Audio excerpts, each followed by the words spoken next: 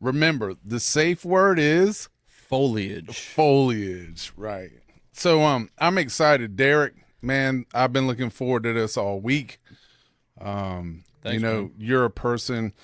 This is this is when I was thinking about coming in today and kind of before meeting you. Somebody in this community is somebody that is putting into work when you hear about them before you meet them. And there were several people that I encountered as a result of, by way of moving up here to Greenville that says, man, hey, you really need to meet Derek. You really need to meet Derek. And so I remember, the first time I was in a meeting and I wasn't able to put the names together with who it was, but I remember you were imparting some wisdom, words of wisdom. I was like, dang, man. I was like, my man's on point. And then come to find out, it was you. And it's a really small world because I actually knew your father way before you and didn't even realize that until Down at the Oaks. yeah, man, until recently. And he's been a good friend of mine, and I admire him and his perseverance. And That guy's a real miracle. yeah, aren't we all? I don't know. He's extra Yeah, I believe miraculous. it, man. You know, So in true fashion and in the nature of the show, do me a favor, right? Kind of, let's start in the beginning. Where are you from? Where'd you grow up? How'd all this start for you? I appreciate the kind words, man. It's good to be here. I've heard a lot of great things about you too. I'm glad to connect with you today. And um, where did it start? I'm from Connecticut. Um, I have two wonderful parents. They work real hard. They're very talented, and they hustled real hard to provide for me and my sister. We started in a little single bedroom apartment in a pretty undesirable place up there, and little by little, they would fix some stuff up. Start a little business. They had a coffee truck. My grandma would make sandwiches. They'd bring them to all the work sites, and they would they would always find a way to just get us into a little better place the next year and a little better place the next year. And so we moved a lot.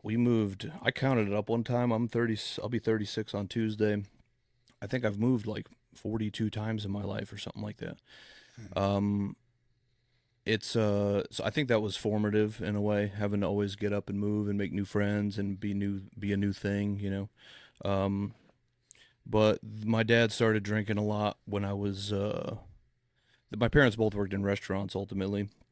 They were both waiters, and my dad started staying out a little later and staying out a little later, and it things all started to fall apart. And um, yeah, 2001, everything really blew up, and we're being raised by a single mom, and by this time we had moved into a pretty nice area. We were going to a pretty good school, but we always were sort of the other kids that we fit in enough. I had friends in all kinds of different groups, but I had a lot of friends in real nice houses, going on nice vacations, doing nice things, and we were always just kind of. So I would gravitate toward the other kids that were more like me. They'd come from broken homes to an extent, divorced families, and we like to do other stuff. And I got put on to. We started smoking weed early on. I was probably 11, 12, was trying to drink beer, hang out, and somebody told us if you smoke a Newport after you smoke weed, you get extra high. Yeah, You remember? yeah.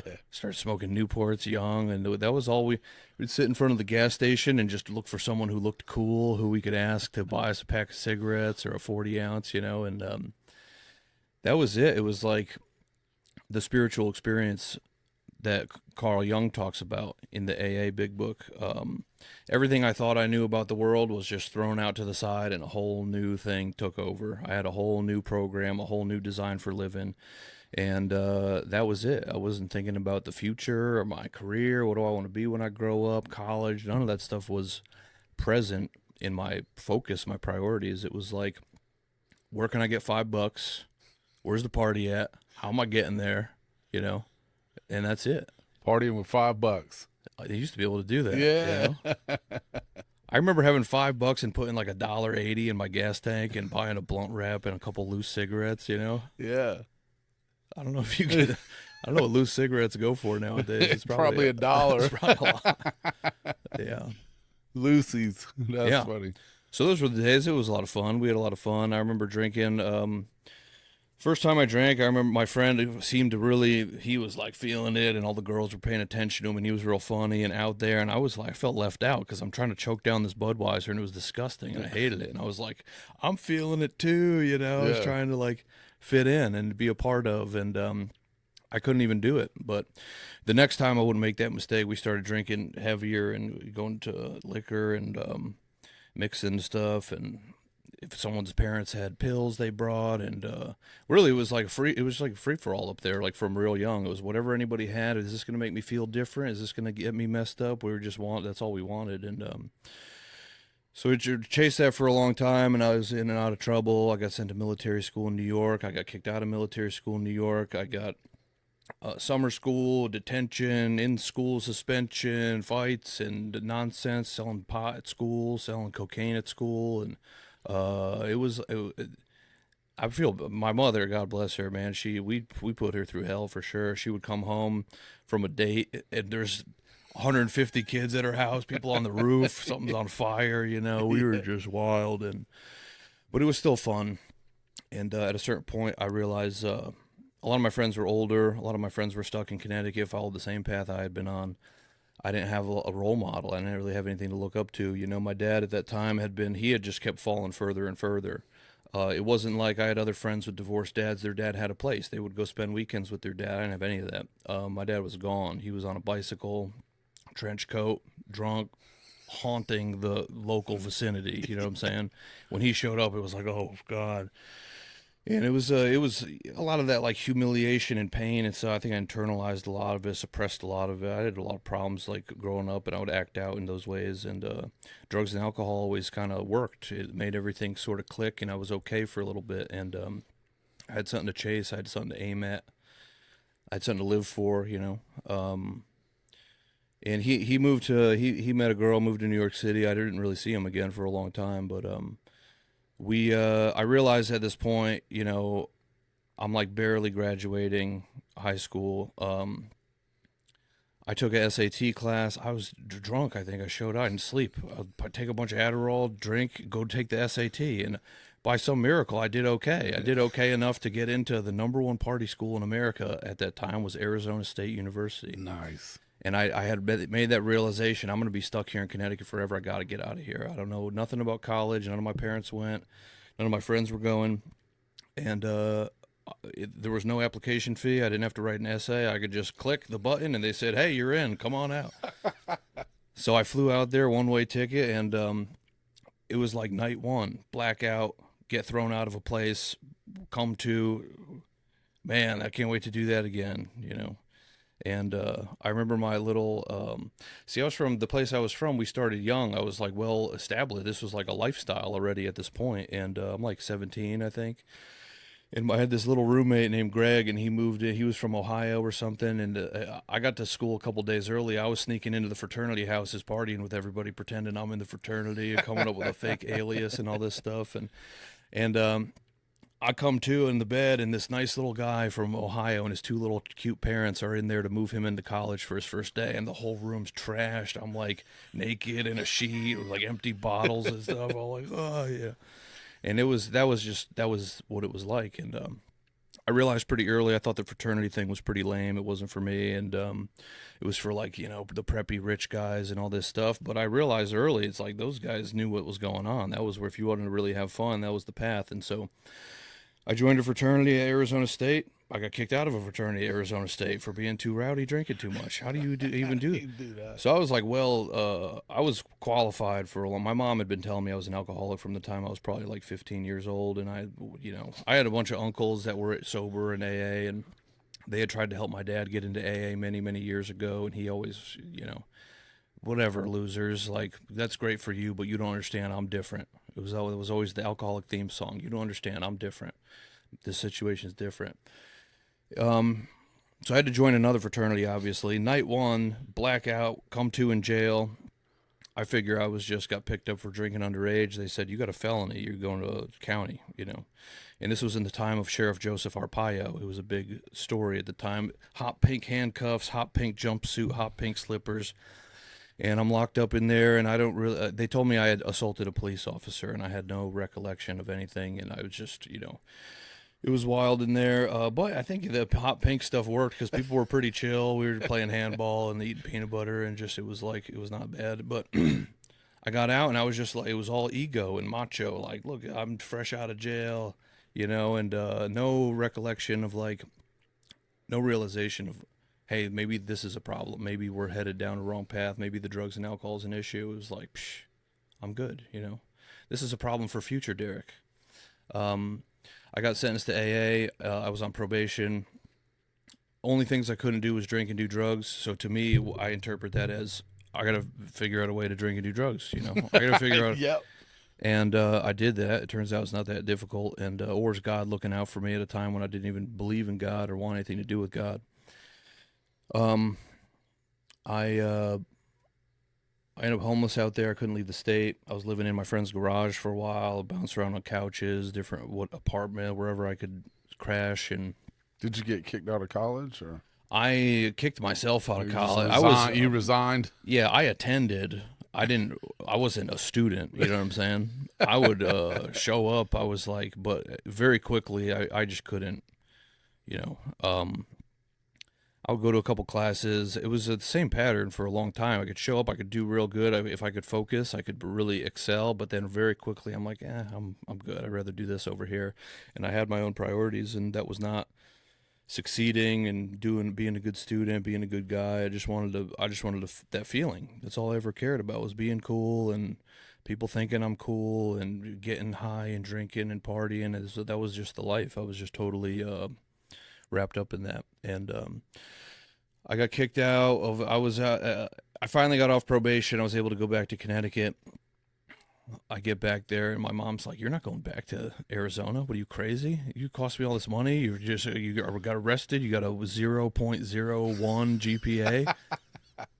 So I was like, "Damn, all my stuff's out there." You know, it's like I just blew it. It was so much chaos. I had a lot, but it was still fun. It was like I could still write it off as I'm having fun. I'm a young guy having fun. But those next 5-6 years, being back in Connecticut and being stuck again, and it just decelerated. It just everything, just a slow motion car crash. And I could only work in restaurants. I was a waiter. I could show up at 5 p.m., wake up at 3, you know, go to work at 5. Get released at 1 a.m. with a bunch of cash with a bunch of other alcoholics and go to the. It was like anybody listening, if you want to relapse and have success, be a waiter. It's a perfect job for us, you know.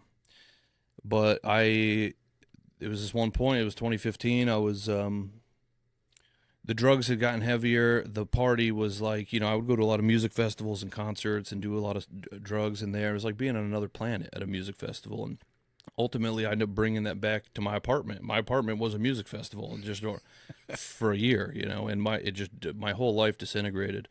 It's not very sustainable. And I was up for like 3 days. You know, there's a time there at the end. I remember laying in bed having a heart attack, and I thought I had headphones on. I was trying to go to sleep. Finally, it was like 11 a.m. I'd been up for a couple days, and my chest is seizing. I thought my headphone wire was. I thought I was getting shocked. And I start panicking because I realize that's not it. And I look around, and I'm so terrified, but I'm so crippled by fear and shame, and that I can't even call an ambulance for myself. I was just too afraid and embarrassed and humiliated at what my life was at that moment, so vivid. And I closed my eyes and prayed to a God I didn't believe in to save my life. And this time I'll do better. I'll be a good boy, you know, and just get me out of this one. And my heart returned to normal, and I was all right. And it wasn't 12 hours later before I'm just back to doing the same thing again, you know. And so that last year, things got real dark, and at a certain point, same deal, up a couple days. I got to be at work at 4:30. It's like 2 p.m. I'm just going to take a nap. I'll be good. Just need to recharge a couple minutes. My friends put me to bed, a couple friends I had left. lunatics, demons, ogres. Yeah. And I was out for like 40 hours. I was pitch black, don't know what day it is, don't know where I'm at. The four horsemen, the terror and bewilderment, despair, frustration, it was all upon me. And I look at my phone, which is dead, and I turn it on, and I'm terrified to listen to these voicemails. And I lost both my jobs. I was getting kicked out of my apartment. My girlfriend left. It all just came crashing down. And right at that, it was like maybe the next thing that happened. I get a phone call. At that time, I wasn't really answering the phone a lot. It was like the couple people I knew, but the phone's ringing or the door, someone's knocking at the door. It's like, I remember hiding on my own porch, like looking out at the street and stuff. And it was a girl that I knew long ago who, we had gone down in flames in 2010, and she got sent to rehab in California, and I never saw her again. And this was her, and she was calling me, and I was so delusional. I thought she was like interested in me with all the wonderful stuff I had going on. But she was trying to bring me to some AA meetings, and I found out later my sister had orchestrated the whole thing because my family had been real worried about me for a while. And shout out, sis. Shout out, sister. Yeah, she's the best. She's up in Boston. She's amazing. Saved my life, So this girl's bringing me to AA meetings, and I'm like totally disinterested. I just wanted to hang out with her. I had nothing else going on. I'm going to these stupid meetings, and I'm like, I never wanted to be an AA guy. You know? I remember being sent to AA when I was 17 out in Arizona and sitting there and being like, geez, what a bunch of losers. What is this crap? How does this help anybody? And it was the same experience again in Connecticut all these years later. Let me ask you a question. So when you were mandated, I guess it was basically court ordered to go to AA. It was part of my probation out there, yeah. So was there, if you reflect back to that experience, did you pick up anything, or were you just showing up to get a paper signed? Did you meet anybody, hear anything? I vaguely remember the dude running it, who I feel like in my mind he was like the captain of AA there, you know what I mean? Yeah. And I remember thinking that this guy really there was a passion that he had for what he was doing that left some small imprint looking back at it now. But that was as far as I went, that it was purely like, when can I get out of here? It was like detention. Yeah. It was I roll the eyes, okay, teacher, whatever, let me get out of here and do what I want to do. You guys don't get it. Now let me ask you another question. Growing up, because it sounds like mom was the rock. Yeah. Was there any exposure to any type of spirituality or anything? That's a great question. Me and my sister we were pretty sharp as kids, and we read a lot of books, and we were interested in a lot of things, but we didn't go to a church. Neither of my parents were religious, any of that. But I believe that at one time or another, my mom was kind of like, maybe the kids should have an opportunity to have something like that. Maybe it'd be good. And we would go to these little CCD classes or whatever. But me and my sister would sit there and be like, man, there's no way that old man got all those animals onto that boat. What is this crap, We were just, it wasn't connecting for us, Yeah. And so we just thought we were too smart and this is all nonsense and whatever. And that was about as far as it went. My memory, my dad says now that he always believed in God, but my memory of that was the opposite. I feel like he had a lot of resentment toward that whole thing, and that it wasn't a thing that he wanted us to really be exposed to. I felt, so it was never, and I'm from the godless North, dude. It's a different experience up there. That wasn't a thing where you ask people, oh, what church do you go to? That was never a thing that anybody talked about. It's just a different culture in a lot of ways. But doing a lot of psychedelic drugs in my teenage years and in my 20s, there was I had moments of real awakening and realization of there's something more going on to this reality. You can't poke everything with a stick or measure everything, and I was real into science and the universe and all this kind of stuff, and I could be in awe of it. And there's a thirst to know and explore and understand a lot of things, but never was it, hey, maybe there's a creator behind all this. It was just like what Bill writes about, and that's really that first meeting. Jumping back to I'm going to meetings with this girl, and finally this day, it's December 21st, 2015. I hadn't drank that day. We get to this meeting. she said, you got to get some guys' phone numbers in here tonight. And I said, I'm not doing that. I have no interest in that at all. I don't know these losers, you know? But a guy held the door for me. He said, hey, are you new? My name's RJ. Here's my card. It's got my phone number and the meeting schedule. Come on in. Nice. And another guy ran up to me and said, hey, are you new? Here's my card. My name's Doug. Here's my number. Look, you want a cup of coffee? And another guy ran over and said, hey, here's a book. Come sit with us, you know? And something happened that night in that meeting in Norwalk, Connecticut on Recovery Unlimited. It's the name of the meeting. And I was weirdly connected in a way through the kindness of strangers in that room for the first time, going to all these AA meetings where I was just an invisible ghost on the wall, listening to this foreign language, hating every minute of it, feeling totally apart from. But now I was a part of in a way. And by the grace of God that I didn't believe in, they say at the beginning of the meeting, all right, guys, we finished up last night. So tonight we're on page 1. And I said, whoa, page 1. I never got to read page 1. Maybe there's something here, you know? And it was funny because the line in Bill's story, which got the hook in me, was a line everyone's read a million times and no one ever thought about. Because when I was in Arizona and that assault on a police officer going to jail, what happened was I passed out in a taxi cab. I was fighting with the taxi cab driver. And when I passed out, he called the cops and I woke up in a flailing and crazy. And that was... So I'm now, fast forward, December 21st, 2015, I'm connected in this room finally. We're on page 1, and after a couple pages, Bill says, I lost my job as a result of a brawl with a taxi cab driver. And I Nice. said, wow, me too, you know? But we get a couple pages deeper, and I start reading my own thoughts out of this book when Bill's talking about his ideas about God. And I had to believe in a spirit of the universe who knew neither time nor limitation, but that was as far as I had gone. With the world religions and ministers, I parted right there. When they spoke of a God superhuman in strength that was love and direction, that was personal to me, my mind snapped shut against such a theory. I said, wow, that is exactly how I felt. Exactly, precisely how I felt about this whole thing. And so getting to that next page, after all of that, of identifying so deeply with how Bill viewed spirituality, and I get to that point of, why don't you come up with your own conception of God? And it said it melted the icy intellectual mountain in whose shadow I lived and shivered many years.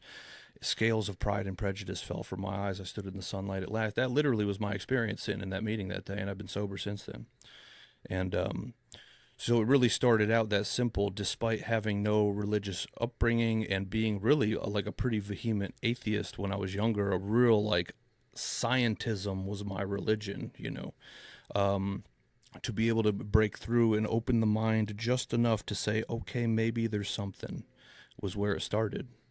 And as Bill talks about in step 3 in the 12 and 12, like the key of willingness. Once the key is in the door and you crack it open, you could always push it open a little more, you know. And so that was my experience over the following years with just starting out with that seed of, okay, maybe there's something, you know. So that helped happen relatively quickly. Oh yeah. Going with her. So did that kind of become a home group, or, you know, what were some of the things that you recall happening and that you did early on? I recall leaving that meeting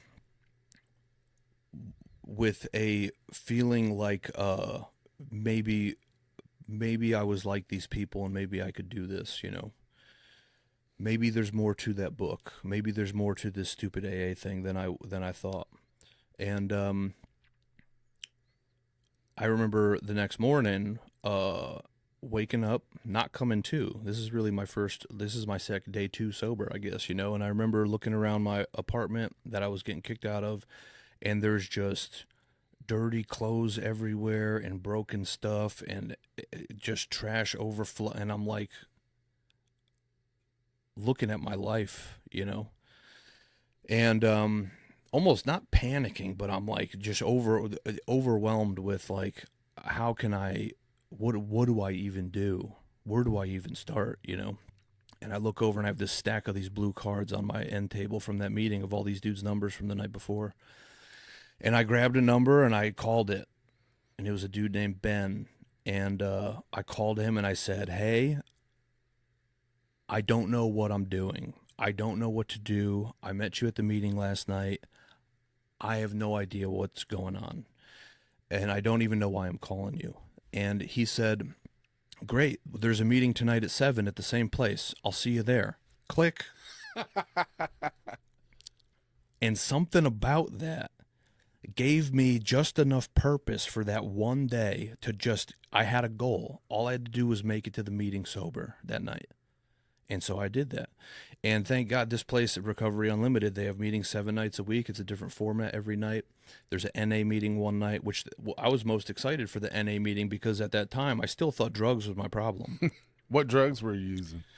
I was doing a lot of pills and cocaine, ketamine, mixing all kind, whatever anybody had around me. I Just was a down. rock and roller, huh? Yeah, and you know, when I was growing up, I had an uncle that was a heroin addict for a long time who got sober. I had an uncle that was addicted to crack for a long time that got sober, and so my mom was the youngest of 6 with all these lunatic older brothers, and she had the front row seat to hell on earth, and so it was really drilled into us early on, like these are the big bad scary things you never do. And so that was the last house on the block for me. You know, those were things I swore I would never do. But during that last year I was using, it was getting closer and closer. And I had more close friends to me that were doing that. And it was around me more and more. And I was losing friends to that. And I knew that's where I was going. Something in me knew that that's where I was going, you know. And so it was really perfect timing. The whole thing is like looking back at the divine timing of it all, the impossibility of it all. I don't know why I got it like that first meeting. I was like fell in love with AA like quick. When I found myself in that book, I've never left. You know, I've never wanted to leave. I wanted more. I just wanted more, you know. Who inspired or motivated you, or how did that happen? I guess you showed up that night at 7 o'clock. You made it. I did. Your friend pick you up, or I believe the same girl. She would take me to that meeting every night for my first couple weeks sober. You know, actually, you know, December 21st was my sobriety date. Christmas hits, 4 days sober. I didn't know what to do. I went and stayed with my sister in Boston, and I found found a meeting guide, and I went to a meeting Christmas Day, and I didn't know what I was doing. But I walked into this meeting, and it was a gay men's meeting. And at that time, I was still very closed-minded and a bit homophobic and twisted in my beliefs and stuff. And man, that was the most beautiful men. Were so kind and so caring, and like they welcomed me in there as just a new alcoholic, just another bozo on the bus. And I got to stay sober on Christmas, you know. And it's like the Grinch, just his heart just grew one little side, a little bit of ice chiseled off of it. And New Year's Eve, I had my favorite band is called the Disco Biscuits, and I've seen them 100 times. And they play music that sounds awesome when you're on drugs. It's like that's a whole subculture that exists. And I would go every year. They would play 5 nights in New York City, and every year I was there out of my mind on planet Mars for 5 nights in New York City. And I had tickets for this year, 2015, obviously. And I'm like, I think I could just go and stay sober, you know. I'll just not get high or drink. It'll be great. And thank God this girl was there to be like, I don't know about that. And so it was like a big decision. It seemed stupid at the time, like now looking back, but it was a big decision to be like, I'm selling my tickets. I'm not going to go. I'm going to sacrifice that and just stay sober. I went to a meeting on New Year's Eve. And at that time I was losing that apartment in Bridgeport, and I was like, I would find a way. A buddy of mine was in Manhattan. He got me a job at a restaurant out there. I was going to move to Brooklyn and just rebuild a new life over there. And I was like a couple weeks sober. I said, this is great. I'm sober now. I figured it out. I'll just move to New York. All those guys are lunatics. None of them are sober. And I'll be fine. And this girl said, let me make a call. So she called her old sober living house in Los Angeles and got me a bed January 11th, 2016. And I had that fork in the road. Do I move in and follow my path, or do I go live in sober living? And I, by the grace of God that I didn't believe in, that was the choice I made. I'll go to LA and I'll live in this house and I'll just see what happens. And so during that time, I'm going to this meeting still every night. And there's guys in there that really, there was something in them that was, when they spoke, I was listening. It was speaking to something in me, and there was something in their eyes, and it was attractive. And I wanted, what they were talking about was God and the 12 steps. And I was still real lukewarm on the God thing, but I was like, okay, maybe there's something. But I wanted to get into the steps. And they said, listen, we can't sponsor you because you're leaving. Just keep coming here every night, keep calling us, and as soon as you get to LA, get a sponsor. So when I hit the ground in LA at the Sober Living House, I was like, when are we going to a meeting? I need a sponsor. And the people that run that place are not accustomed to that. They were like, what the hell? What's wrong with this guy? We got a live one, you know?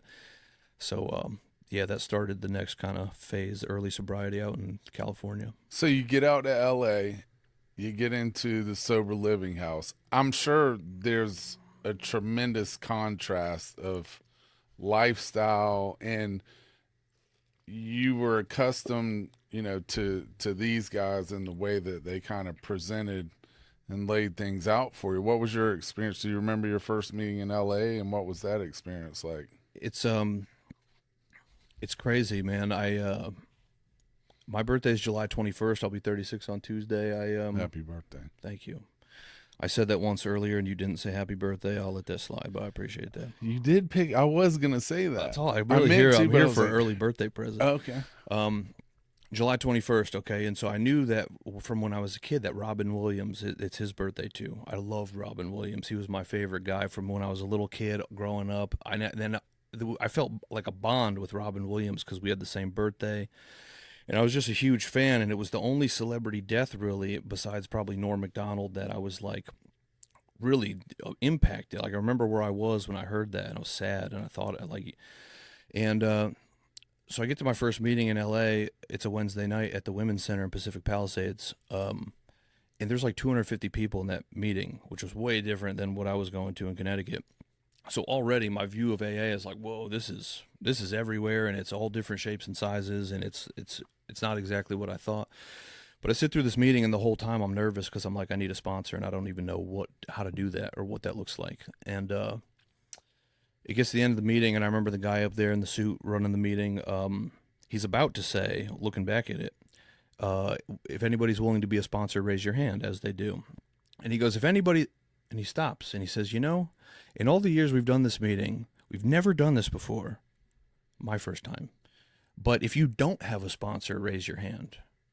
And me and like one other terrified soul like raise our hands in this whole room, 250 people. And so during that meeting, there was a guy that spoke, because I'm listening. I'm like, I don't know what I'm listening for, but I'm listening for something. And at some point, this guy, Mike R., spoke. And something in him, I was like, that's the guy. I gotta figure out a way to talk to that guy, you know? And sure enough, I'm the guy that needs a sponsor. Mike R. beelines it straight for me when the meeting ends. And he says, don't leave here without talking to me. And I just stood in place, and I watched him buzz around and just do the music of Alcoholics Anonymous. They say that he's putting away chairs and the people laughing with people and cutting up and getting some numbers and cleaning up the coffee pots. And he returns to me, and he became my sponsor. And our first meeting, I find out that he was Robin Williams' sponsor for 10 years. Wow. And the Grinch's heart just grew one little size bigger, you know. And I remember being so blown away. How is that possible? And I remember talking to the house manager at my sober living. I said, man, my birthday's July 21st, Robin Williams, this and that. And she said, that's what we call a God shot. She said, coincidences is how God stays anonymous. And that always stuck with me. And it was like that little bit of willingness. Okay, maybe there's something. And the door just cracked open a little bit more, you know. It's like the scales of pride and prejudice fell from my eyes, and I could start to see just a little bit more. And that's such a drop in the bucket of like the things I've got to witness over the years, these miracles in the rooms of Alcoholics Anonymous, that it starts to reinforce the belief. The belief turns into faith, turns into conviction, because at a certain point, you witness enough of this stuff, it becomes intellectually dishonest to flatly proclaim that there's no God, and I know that, you know. I don't need to figure out what God is, but I could still stick with maybe there's something. And now today, I know there's something. Yeah. I know that, and there's people listening to this that may not believe that, or they might think that's great for him, but you don't understand. I'm different. Yeah, but that's exactly what I thought, man, and I was exactly wrong. You know, I listen to a lot of different information, especially from areas of like science, and the more I listen to time and time again, it's like you got to work real hard to be an atheist. I know. You got to work. That's like the most devout religious person there is. Like it is very, very hard, right? Yeah. And even if I believe in nothing, well, I mean, that's something, yeah. Right? So I heard a great thing real quick. They were talking about the Big Bang, you know, and so it's basically like scientism, the religion of atheism, more or less at this point. My former religion, they want to be able to prove and quantify every single thing has some kind of secular, materialistic, scientific explanation. But you got to grant us just one miracle on the front end that started it all. Just one unexplainable miracle, and we'll explain all the rest. You know. I'm gonna go out on a limb because I think you may find this interesting. So, um, I've been working on a project with an individual, and was an atheist. Also, has had a 50-year career in academia and about as accomplished as you could get. And as a result, and this is the thing, and when in working with people, I always try to look for common ground, right? There's just a couple fundamental principles that I've learned over the years. I've gone through the phase of fire and brimstone and evangelism and all of this nonsense, and being a student of how to help other people. One is operating from a position of strength. MacGyver never sat back and said, "Oh shit, I don't have a wrench and a jackhammer. We're never going to get out of here." It's, what do we have to work with? So this particular individual, knowing from academia and math, I almost thought it was like, hey, let's take this one, let's look at, smart recovery, right? Because you made from some of the science, and I said, go do some exploring. Well, I didn't even know if he was going to come back. Well, I don't know. 10 days later, the gentleman comes back, and he's got this his computer and a big book. And I'm like, what is this? I was like, well, what'd you discover? And so he's grounded in logic, right? He's done a lot of work and research, and Markov chains, binary logic is his thing, thousands of papers, things that would blow your mind. And he's like, well, you got to have something to compare it to. And he's like, and he just started to point it at that. And in that moment, I'm like, wow, there's something going on here. So fast forward, which he's sober now, and he's one of my most favorite people. And this is interesting how recovery works, right? And this is a very important point too, is, when you put your hand out to try to help somebody, it's been my experience that they end up helping me far more than I'll ever be able to help them. But to your point, I started to cultivate this relationship and looking at ways of like how to spark interest, things that he's interested in. And being a science guy, we started looking at different aspects from his in databases, because he has access to like MIT, Berkeley, all of these different things, where we started looking at hydrothermal, like sweat vapor. And we actually landed on the research data of a doctor, I think it's out of Berkeley, Becklider, which is EEG, right? And this is pretty much the premier research in regards to EEG with alcoholic versus non-alcoholic. So we started to go through this and started to play with it. And we got through this process where we were able to use Markov chains and write an algorithm to denoise the EEG. He's like, Nate, it's noisy. Well, my thing is, hey, he's showing up, he's still meeting, because he's significant, he's twice my age, but he's locked in and he's excited to study the alcoholic versus the non-alcoholic. And I'm noticing him getting better and better, and he's talking about these different things. Doesn't believe in God. And I'm not even touching it with a 10-foot pole. I'm working on a relationship.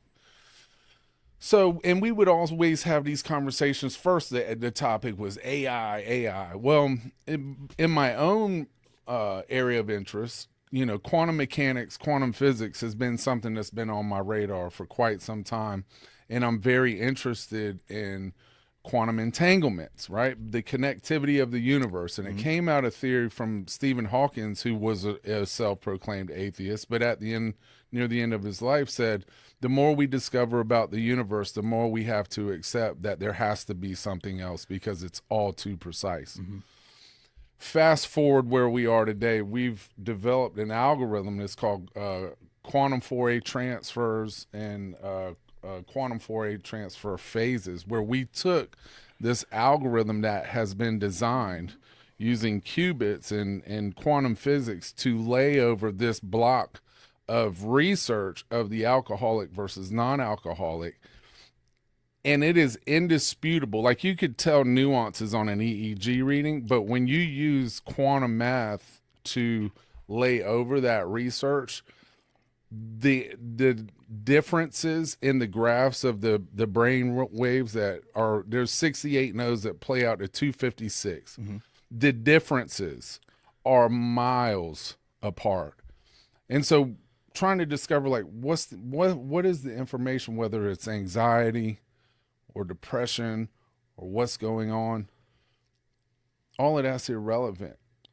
In looking in just what is important to him, what I can tell you today, and he will stand firm on this, he's like, there's no way there's not a God. Yeah. There's no way. And I get so excited because we're, working on this project for, I don't know, it's probably been 9 months now, to see and to see that spark in his eye and to see him come to life just on a mustard seed. Yeah. And just like letting it kind of unfold for somebody, because if you go looking, you'll run into it, right? Like, that's my, that's my true belief. Like, I don't, even in working with other people, I don't play God. I'm not trying to control people, or I don't tell them what they need to do. Just try to come alongside you, man, and let's get focused on what are we going towards, right? Because I don't think you can be the best version of yourself. I don't think you can be operating at maximum potential and smoke crack, right? Like, it just, That's a special boy. I mean, good luck. You know what I'm saying? It's just, I don't think it's possible. So I found that interesting, and what prompted that was, way back when, kind of like yourself, there were times in using psychedelics, and there was one time, especially by myself, where it was like this thing in my mind, and I'm like, I just knew that because I don't understand God. I'm not a religious person. I'm a spiritual person, right? I respect all religions. I try to be a student of that, right? Because I think it's important to be a student of these walks so that I can better understand how I'm going to approach if I'm called to help them. So I don't try to put God in a box, because then you need a new God. Yeah, you can't put God in a box. I think that was being able to let go of that also is very freeing. Well, it doesn't have to be in a box. I don't have to figure it out. I don't need to know all the answers. And so the big book does such a brilliant job. If you read chapter 4 in the big book, it's called We Agnostics. It's written to this huge chunk of people, just like me and you, who come in saying, I don't know about all this God stuff, And a buddy of mine said that chapter 4 in the big book is the greatest sales pitch ever written, because you're trying to sell the God concept to people that don't want nothing to do with it. But it does such a beautiful job of sort of dismantling all my objections before they even come up. And to break it down as simple as, none of us can comprehend or define that power which is God. And whatever you mean by God, that's perfect for you. You don't need to fit into anybody else's box. It doesn't matter if it seems inadequate to anybody else. Follow your own thing, And then come into a zoom out and find out, once I became less closed-minded and like biased against some of these other ways of thought, religions, philosophies, whatever, there's a lot of overlap with that. It's a lot of ancient wisdom. The kingdom of heaven lies within is right in the Bible. Big Book says the fundamental idea of God is deep within every man, woman, and child, So I believe a lot of that, but I think that there has to, for me anyway, there had to be an appeal to the intellect. That's like my defense system that has to get bypassed to be able to have some kind of spiritual experience. And so my intellectual mind, the logic wanted so badly to fight off that idea. And so, but it became, like you said, more and more difficult the more evidence you have. And that was a big difference between what I observed in Connecticut and then going to Los Angeles. In recovery out there, a lot of the deeply spiritual, a lot of like very interesting, lofty, spiritual, philosophical metaphors and stories, and like kind of typical California type of Yeah. stuff, you know. But that's what I needed at that time to defeat the intellectual defenses that I had built up. And so early out there, it was a great example. It was a quote. I used to have it memorized. I'll butcher it now probably, but it was Albert Einstein. He said, "My religion consists of the humble admiration of an illimitable spirit of the universe that knows neither time nor limitation, and he only reveals himself in the smallest details we can conceive with our fragile minds." Something like that. And I was like, whoa, if that's the conclusion that Albert Einstein got to, it's like, who am I to say there's no God? You know, that guy knew more than me. But also, I was listening to Terrence McKenna talk about some things that were so fascinating. You look at evolution was like part of my religion, you know, but he zoomed in on one little feature in the animal kingdom of the caterpillar turning into the butterfly. The caterpillar goes into that cocoon and a butterfly comes out. And what is happening inside there at the chemical level is hundreds and thousands of individual genes firing in this perfect symphony to be able to create a butterfly. But if the theory of evolution was exactly true as a religion, the way I took it, it's only very, very small mutations, one little gene at a time over many millions of years. It's mathematically impossible that all of those 1,000 little genes would be put in the perfect exact way for a metamorphosis of a caterpillar to take place. It's not possible for that to have happened. There's the theory of irreducible complexity they talk about with the human body, how all of the parts are so closely interrelated together. If you try to imagine these sort of transitional phases of man in the evolutionary theory, there would have had to have been some stage along the way where we had, you know, lungs but no heart, or a stomach but no intestines, or, you know, blood circulation with no lymph nodes, or something. It's all kind of had to come together simultaneously for it to work. And Alfred Russel Wallace, who was Charles Darwin's partner, it actually originally was called the Darwin-Wallace theory of evolution. Charles Darwin was stuck for years with the origin of species. There was some missing links that he couldn't quite put together, and he didn't feel confident to put it out. And meanwhile, across the world, his partner Alfred Russel Wallace is on a boat, and he's horribly sick. He's dying on this boat, and he's having these crazy fever dreams, and he's just shaking and dying. And in this, he has a vision. An angel comes to him and imparts this knowledge to him. And when he comes out of the fever, he just starts frantically writing a letter to Charles Darwin, sends it to him. It's the exact keys that were missing from the theory of evolution to be able to put it out.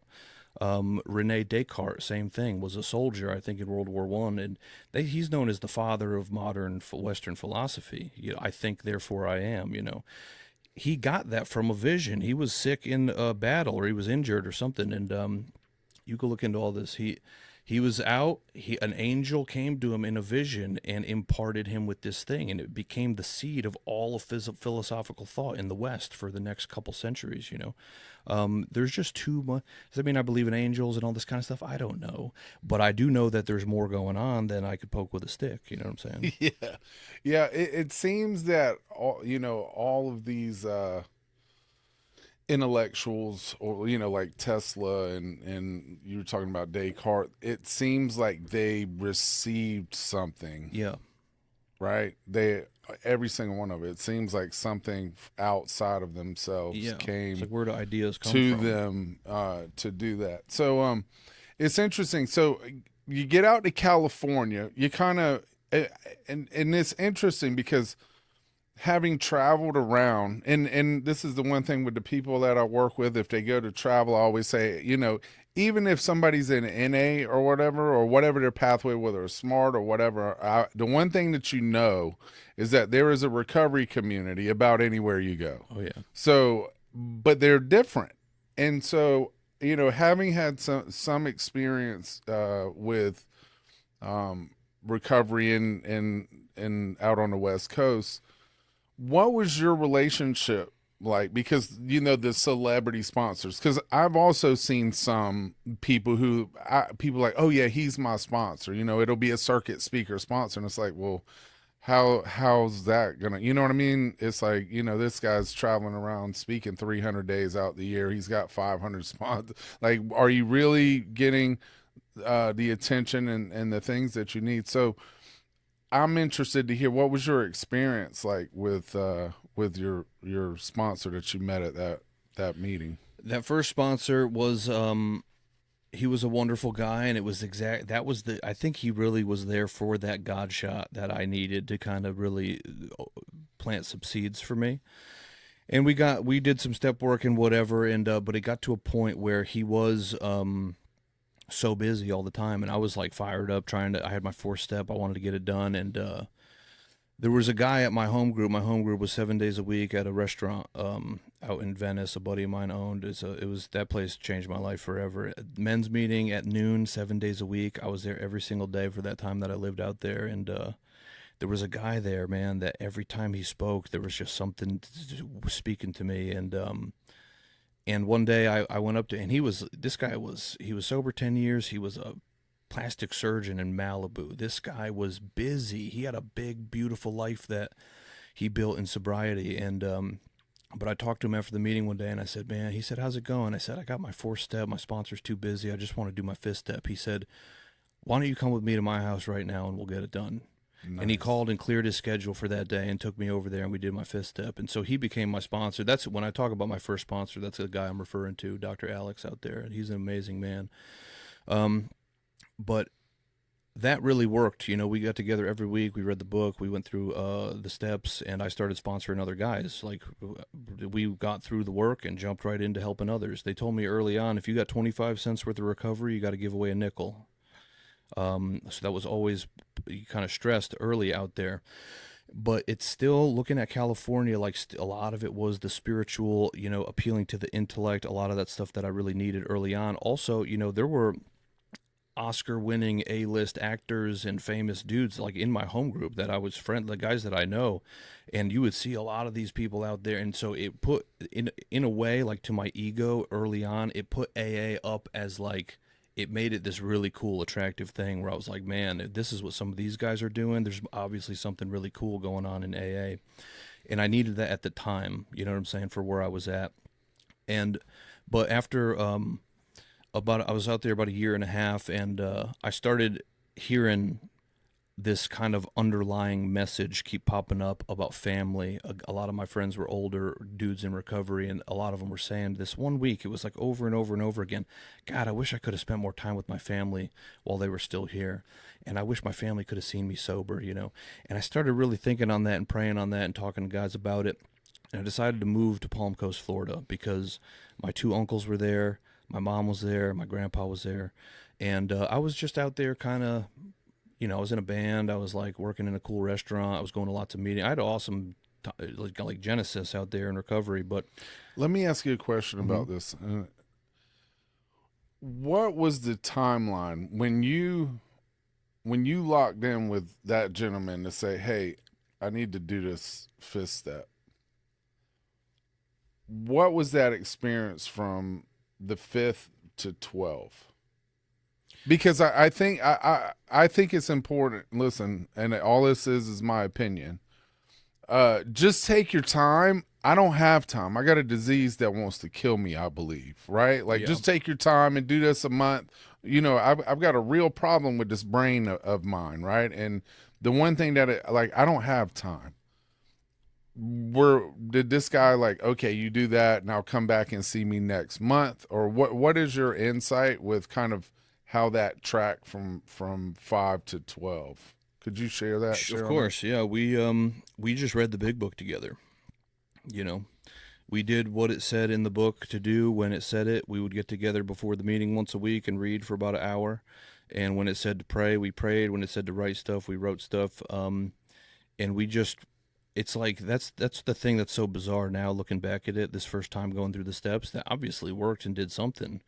But like I'm like, did I even go through the steps? Did I? What even what even happened? You know, I don't know. I don't know. What we just did the things. I like understood to the best of my ability. I did the things to the best of my willingness at the time. And when we got to the end of the book and I had all these kind of tools that we had picked up along the way, and I had just done the things in whatever inadequate way that I could at that time, he said, okay, now it's your turn to start taking other people through this book. And so then I would start raising my hand, and I would share at meetings a lot. I was listening to a lot of AA speaker tapes.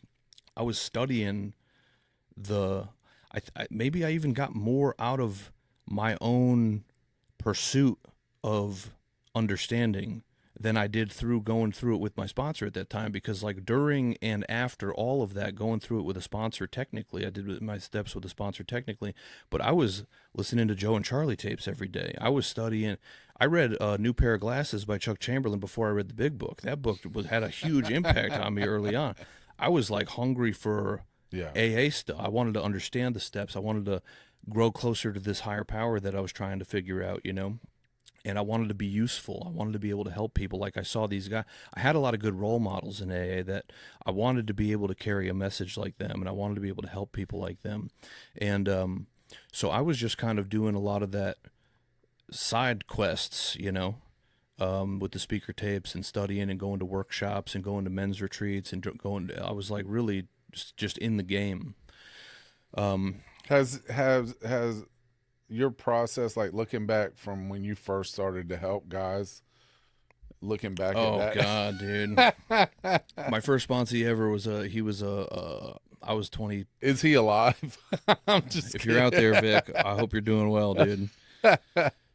His name was Vikram. He was like 45-year-old Indian dude out in LA. He was real cool, and like he was just an alcoholic, you know. And so I'm like, I got my first sponsee. I had like 5 months sober, and I'm like developing my system of how I'm gonna take guys through the steps, you know. Oh, your system. My now. system, the Yeah, Derek even Baxter though you got a Club. book with everything you need, right? You I got said, a well, that's system. all great. I'm gonna use a little Joe and Charlie stuff. I'll take some Bob Darrell. I'll use some Earl Hightower stuff. I remember this guy said, and I'm like, right, I'm doing notes. I got like a syllabus I'm building, you know. And we get on the phone, and this dude just trauma dumps for 45 minutes. He won't stop talking, going on and on and on and on. I'm sitting there with my notes, like waiting to jump in. Oh, we'll go to page, and I'm just getting abused. And he said, oh, I gotta go. And that was our first session, you know. I was like, shit. So the next time it happened again, and the next time it happened again. And I was just became this sounding board for this guy to just dump all his problems on, and it didn't go my way. It didn't go the way I thought it would, and he disappeared. And but it's all learning experiences, you know. They joke around. They say, well, you got to kill a few, you know. Yeah, that's what said. Is he alive? Yeah, right. But I don't know. I just try. I just get in and try. It's like it goes the way it's supposed to go. They told me that when a person asks you, it means you're ready. If a guy, my buddy Scott says the most beautiful thing that I think is so true. He said, if a guy is ready, there's nothing you could do wrong, and if they're not ready, there's nothing you could do right. And that has exactly been true in my experience over the years working with guys. So you stay in California for a year and a half, and then you say you get to Florida. Yeah, man, I had this experience, and also a lot of my amends were I couldn't really do in California. You know, I don't really know. I went out there, but I was by myself. I was made amends where I could. We had been working through a lot of that stuff, but I had to kind of plan some of these trips, and so that played a factor too. I was like, I got to start cleaning up my side of the street and doing the deal and all that, and so I got to start making amends with my family. I got to go do all that down in Florida. I got to spend a lot of time with these family members that I love, and within a year and a half of moving down there, my 2 uncles and my grandpa all passed away, and I got to give eulogies at their funerals with no remorse or regret about how I conducted myself or how I lived my life or how I wish I spent more time. Nothing, because I followed that tug, you know. There was something that the channel was cleared being through the steps, and I could hear that thing saying, "Hey, maybe you need to be with your family," you know. And I prayed about it, and I talked to guys about it, and I talked to my sponsor about it, and I made that decision, and it unfolded so easily. That whole process of moving from there to there, it all just unfolded so easily and organically, and that's God's will unfolding. A lot of times, if I'm really forcing the square peg in the round hole, maybe that's self-will in there. Maybe that's not the path I'm supposed to take. When it just unfolds like that, and so to be able to have that experience and spend the time with them before at the end, none of us knew that was the end of their lives, you know. Um, but what I found in Florida, when I left LA, I thought, geez, I'm never going to find good AA again. It's over. It's whatever.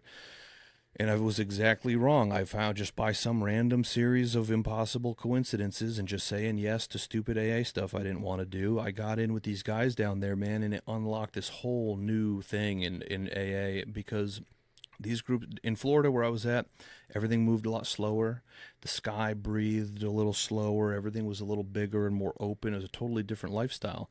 And these guys, right out of the gate, hey, we're going to see Clancy speak in Orlando this weekend. You want to go? Yes. Go down there, get to meet more guys. Hey, we're bringing a meeting to this detox center out in Palaca. You want to go? Yes. You know, so the service aspect. See, I got all that recovery and spirituality and stuff out in LA. I moved down to Florida and it started to really take shape service. You got the information in the West Coast. Yeah. You got the action Exactly. in Florida. So this like leveled everything up to a place where there's like some of the happiest times of my life was cutting grass, sponsoring a bunch of dudes, bringing a lot of meetings to detoxes, prisons, and just God, wherever you put me, I'm good. I'm cool with it. You know, I'm done trying to run the show. Not sorry to interrupt you, you're but good. how did it seems like this concept of God, right? Mhm. That you didn't believe in. You get out to the West Coast, you get some exposure. If you look back at your time in Florida, what can you say and what can you speak to in regards to your conception and your, I guess, relationship? How did it evolve? I think it became more, you know, there's that idea they say you got to give it away to keep it. And the counter to that, I think you got to give it away to get it, right? And so it stayed as like there's a willingness, there's an open-mindedness, there's belief, there's prayer, there's like I could say God without getting uncomfortable. I could tell people that God is kind of working in my life and whatever, and that's all great. But getting down there and getting to like really start sponsoring dudes and listening to Fifth Steps and bringing the message into places I don't want to end up and really living in the action, it all just became more real, you know. It was like coming out of the classroom and getting put into the real world in a sense, you know, taking the stuff on the road, and it became more real. Now, did you experience like any major challenges or because it's not like we come in and like all of a sudden, hey, I'm levitating and I walk on water, right? Like, you know, from what I gather, even from Connecticut, you're pretty wild, Oh yeah. right? So when you look down in Florida, what do you think in regards to like your own defects or uh, your own personality at that time? Maybe cause challenges or things that stood out. I think that's a really good question. And I think that I would have to back it up a little more to that first year and a half sober, still out in LA, where I was tripping over my own defects in certain ways. And there's some really stark memories. That, you know, I got fired from a restaurant sober. You know, when I was drinking on the job at restaurants in Connecticut, I'd get in trouble a lot before I would even be close to be. You know, they wanted me to stay, and I was a high, you know, I was like a valuable guy in these restaurants, even with all my nonsense. But man, getting called in to get fired sober because of my attitude and the way I was treating people and my ego and all this stuff was a real wake up call. It was a very humbling experience. Also, what was crazy at that time, I was like in my first year, you know, and I remember the first thought being like, shock, but then very quickly the second thought was, all right, God, let's see what's coming next, you know. How were you treating people? Um, I thought I wanted to run the show, you know. I was from these elite restaurants in Connecticut. Nobody else understands good service. These bums in California are blah, blah, blah, this and that. This person's getting too many hours. This guy's not doing his job. This busboy's too slow. And I'm just trying to run the show. I thought I knew everything. And that started to bleed over into my how I treated people. And I, call, I called one of my coworkers the C word. In the godless North, we throw that around with impunity much of the time. Out in Los Angeles, that was a different experience. It's like I dropped a bomb in the building. It was actually one of the first amends I ever made was to that girl.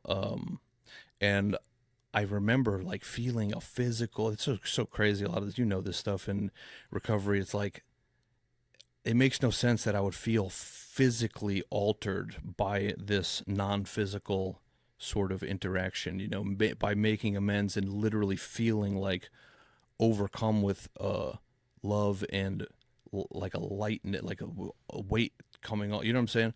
So that first amends experience in there was really powerful, and you know, I had gotten in some trouble. A lot of it, now I'm talking about it, a lot of it is just me wanting to run the show and thinking I know what's best for everybody, and that I should be the boss. I want to.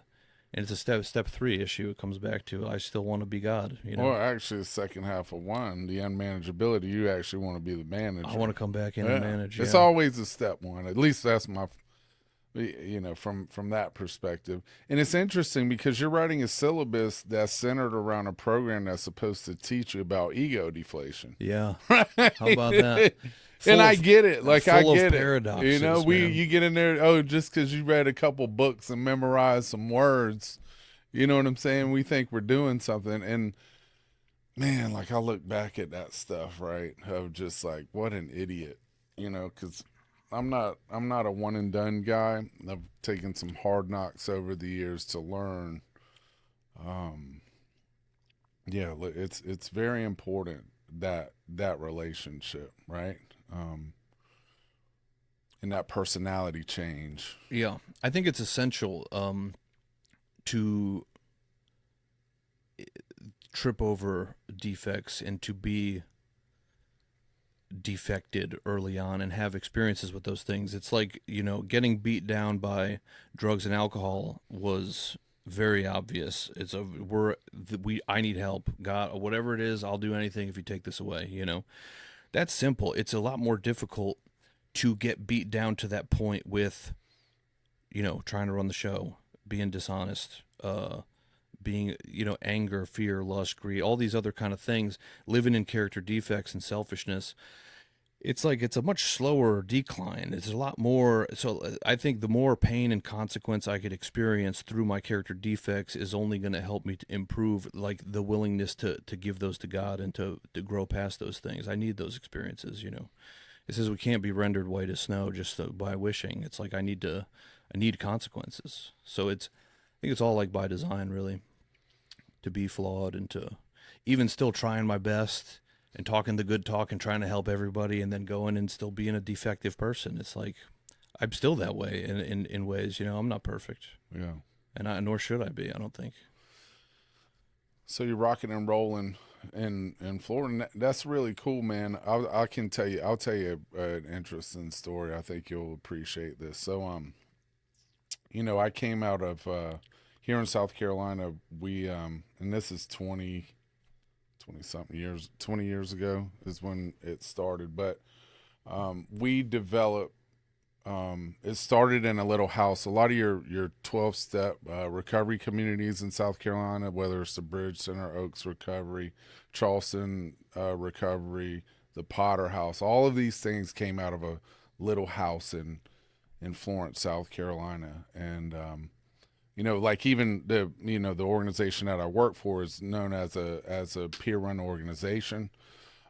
We were doing that before it was ever really a name, and it was grounded in the 12 steps of Alcoholics Anonymous. And so in that, we were trying to look, because you got to imagine treatment wasn't a thing 20 years ago. Like, you had state run hospitals and a handful of, because there's just no money in it, you know. And South Carolina's pretty far behind. Oh yeah, stigma, you know, to keep it behind closed doors. So, but you know, the gentleman that carried it to me and helped save my life, you know, we took this facility. It was like, you know, 30 people on average to 200, and we're making noise throughout the country, because we would travel and we would do those things. Like, we brought Earl and Raymer, and you know, relationships. This thing is connected, you know, literally globally. But you were talking about Joe and Charlie Big Book study, and Joe McQuaney had created a curriculum called Recovery Dynamics, which is how you teach the 12 steps in a 28-day treatment setting. You know, we had gone to Arkansas and connected with him, and my buddy Gene Rao, who I was on the phone with him last week with another friend of ours, and we're talking, and it just reminded me, it was literally, it may have been a week, but I think it was probably less than that.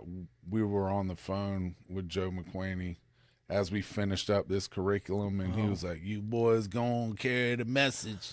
That's awesome. And then you know, he was a giant, right? The knowledge that came out of that. But that I kind of, when you were talking about the Joe and Charlie Big Books and being able to learn about that, you know, and really get the history, right? The history of where this stuff comes from. Because before this, there was nothing.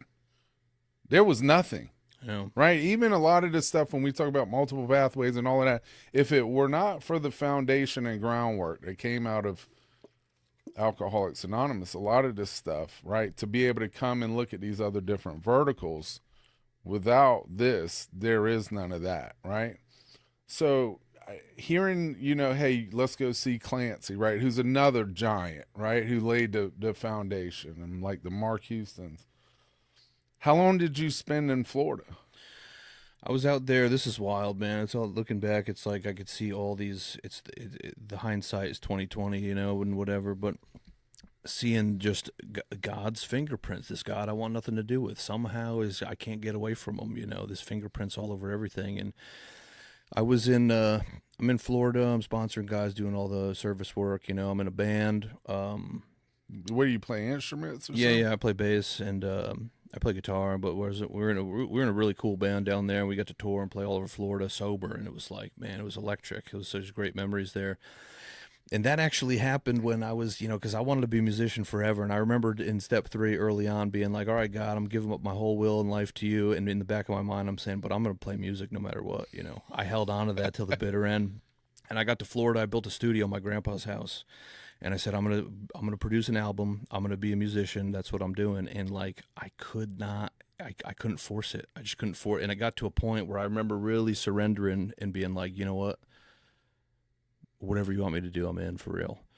I'd like to play music, but if that's not in the cards, it is what it is. I'm done. I'm done trying to run the show. And that weekend, we went to Central Florida Men's Workshop, and I got with 2 buddies, and they were like, you know, we should start a band. And we got back from the retreat, and we had a 10-hour rehearsal, and it was electric. My buddy called and got us booked for a gig. It's all literally within 24 hours of all this happening. So it is that same kind of thing, letting go to receive. You know, it's all these crazy paradoxes and whatever. But we're in this band. I got this little girlfriend in AA, and I'm living in my grandpa's house, and I have this little life that I have. And within about a 24-hour period, my girlfriend broke up with me, and my guitarist had a mental breakdown and said, we can't be in this band anymore. I can't do it. And my grandpa came to me and said, you know, I had the craziest dream last night, and I realized I need you to move out. And this all happened within a 24-hour period while I'm in Florida. But I come to learn at this point, it's like when these things start shifting, God's working, something's happening. And so I'm so grateful to have been like so deeply entrenched in all this spiritual stuff and all this service work to be able to roll with the punches when the cold wind blows, you know. And I said, all right, let's see what comes next. And I'm just waiting. And literally, I think it was maybe 2 days later, I got a phone call from a buddy, and he said, hey, there's an opening here at our buddy Joe's company. We do hearing aids. Why don't you come up here to Savannah? I think you'd be great at it. So I said, all right, God, I guess that's what I'm doing. And so I took this job. I was supposed to go back to school again. I had studied microbiology and all kind of stuff. I was trying to be a doctor for a long time and in and out of school over and over again. So I was pursuing it again in sobriety. And but this thing popped up, and I said, okay, I guess that's the path I'll take. I moved to Savannah. And I just hit the ground, and I fell in love with this work, helping people hear again, helping families communicate better. It was this weird fusion of all like the things that I was good at, the things that I loved the most, with the technology and the programming, with sales, with counseling, with wearing the white coat and getting to kind of be a doctor a little bit, medical, certain things I was allowed to do. It was all licensed and everything. And it changed my life, And I had amazing mentors in that business. It was a lot of guys in AA. They built the business on the spiritual principles of the steps and put away the calculator. Let's take care of people. We would treat our patients like sponsees and just help them down the path. And I got to witness so much amazing stuff and meet so many amazing people and really spending time with the elderly and getting bathed in wisdom and it didn't even feel like a job, and I made more money than I ever thought I would make. And I drove the fancy car and I was wearing nice suits and I was really thought I was the man. And of course, my old sponsor, my Gene McGregor, used to say that success is one of the greatest enemies of the sober alcoholic. And I started to really feel the bite of that when I started becoming the man, and I was starting to be a big shot again. And little by little, I needed God less and less and less, and I needed you guys less and less and less. And I end up 5 years sober, probably the sickest I've ever been. Doing some of the worst stuff I've ever done in my life, living the most selfish life I've ever imagined. Sober, by some miracle, never relapsed, but that was a dark period in sobriety. I want to get to that because you just hit us with a ton of stuff. Like you had tried to go to school. You wanted to be a doctor. Mm-hmm. You get into the hearing. So I would imagine you learned a lot about the ear, right? Yeah. And auditory, which is interesting being a musician, right? What made you want to be a doctor? I had wanted to be a doctor for a long time. I always loved science, since I was a kid, and it was something I always excelled at. And so it just felt like what I was being in and out of states of addiction and alcoholism and growing up. It was like when I was putting it together, I was trying to go to school and I would fail out and I would re-enroll. I would go to community college and then I would do real well. I was a TA in biology, University of Bridgeport. I was like, when I was on, and it was something I was interested in, but I couldn't get out of my own way. And it was like that for years. And so being sober, I was like, when it started, I was 6 months sober in Los Angeles. I enrolled at Santa Monica City College. And I was like, I'll take calculus over the summer. It'll be easy. I was ready to put a gun in my mouth. It was a horrible decision I made.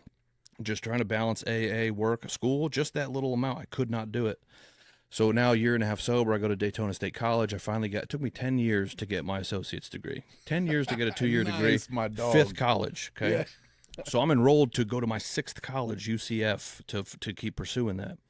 And that's when I got that call, and I get to go do this instead. And it was like, man, I found this way through the back door to have a thing that's like, maybe, and whoever thought of hearing aids? Another little kid is like, man, when I grow up, I want to be in the hearing aid business. It's like a thing that you don't even think of.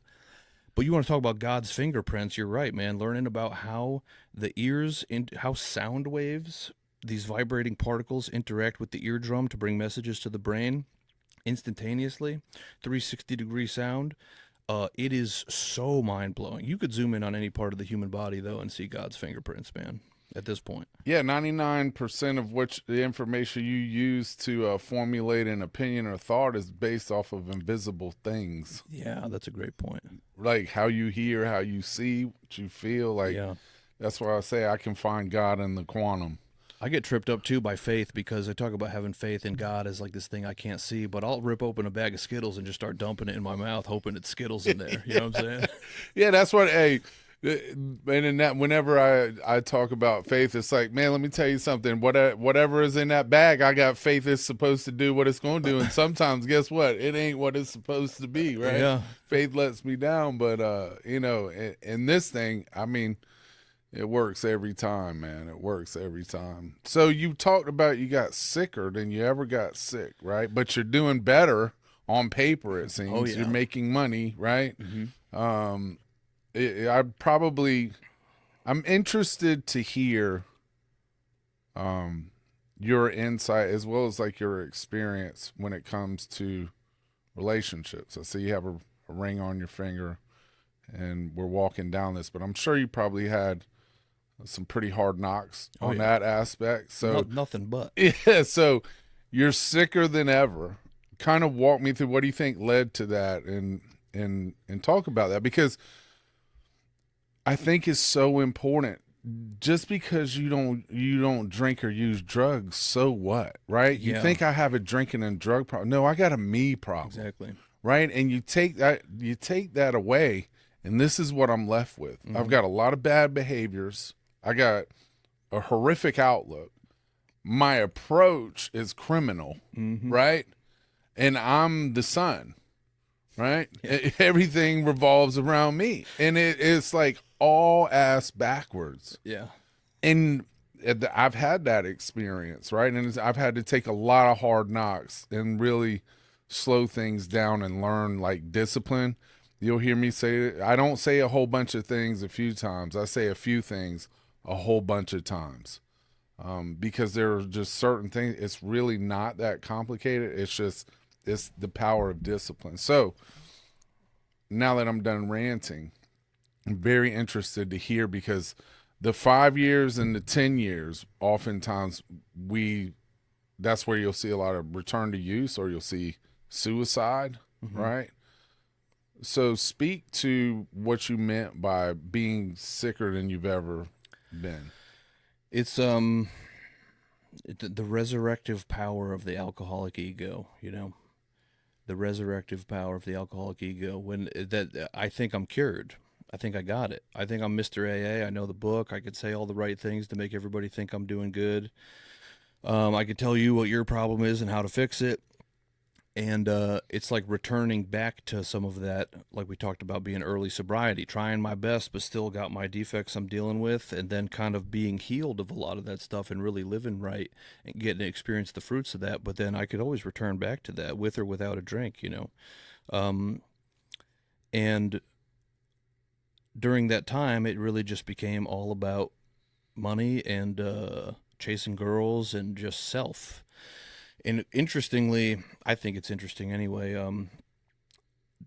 Right around this time, also, I became possessed by the idea that AA was great as far as it went. It got me to this place, but now I need to get real spiritual. I need to really elevate. And it's like the rocket ship going up, and then that little piece on the tip pops off, and it would really launch into the stratosphere. And that was going to be in the Bible for me. And so I became a student of the Bible at that time, and I became obsessed. I was going to be Mr. Perfect Christian, and I was doing churches. Wanted to learn Hebrew. I was looking at all the, that's all I would listen to, and I was like, became really convinced that that was the path for me. And during that time, just for me, that's when I really became the sickest I've ever been. And it was like it was tangled up in this like spiritual pride, you know. Spiritual narcissism. Yes, totally. And that's no shade at all. Like you, man. I love everybody. Whatever is working for anybody, I respect it. I have a very open mind with a lot of that stuff. I'm exploring some of those ideas again personally. I'm not like totally closed off, but just for where I was at, a good friend of mine nailed it. He said, religion is a wonderful complement to a recovery program, but if you're a real alcoholic, it can be a deadly substitute. And so I had totally left AA basically. I was sponsoring myself. I would maybe pop into a meeting occasionally and judge everybody. They're not doing AA right. They'd drop some gold pearls on them and hit the road. And I was traveling. That's a lot of what played into this at the time. It was like I had been promoted. I was training the whole company in sales basically. I was traveling all over the Southeast. I was living in hotels, living out of my car, and driving a Mercedes, looking like the man, and just all living on the road. And I did not make the most of that experience. I just devolved more and more into self and just pure self-seeking. That was my whole life, you know, and I just grew sicker and sicker over that time. And it hit a point where I was driving across the state of Florida, and I was so it's more uncomfortable and anxious and discontent than I had remembered being maybe ever. And it hits me. I said, "Oh, I need to throw on. Let's get into a Bible study. Let's throw on a little John MacArthur or something, you know." And I start listening, and I'm listening. Nothing's connecting. It's just total. It's like if you're trying to drink and you can't get drunk anymore. You know what I'm saying? And something hit me, and I said, "Wait a second. I'm an alcoholic."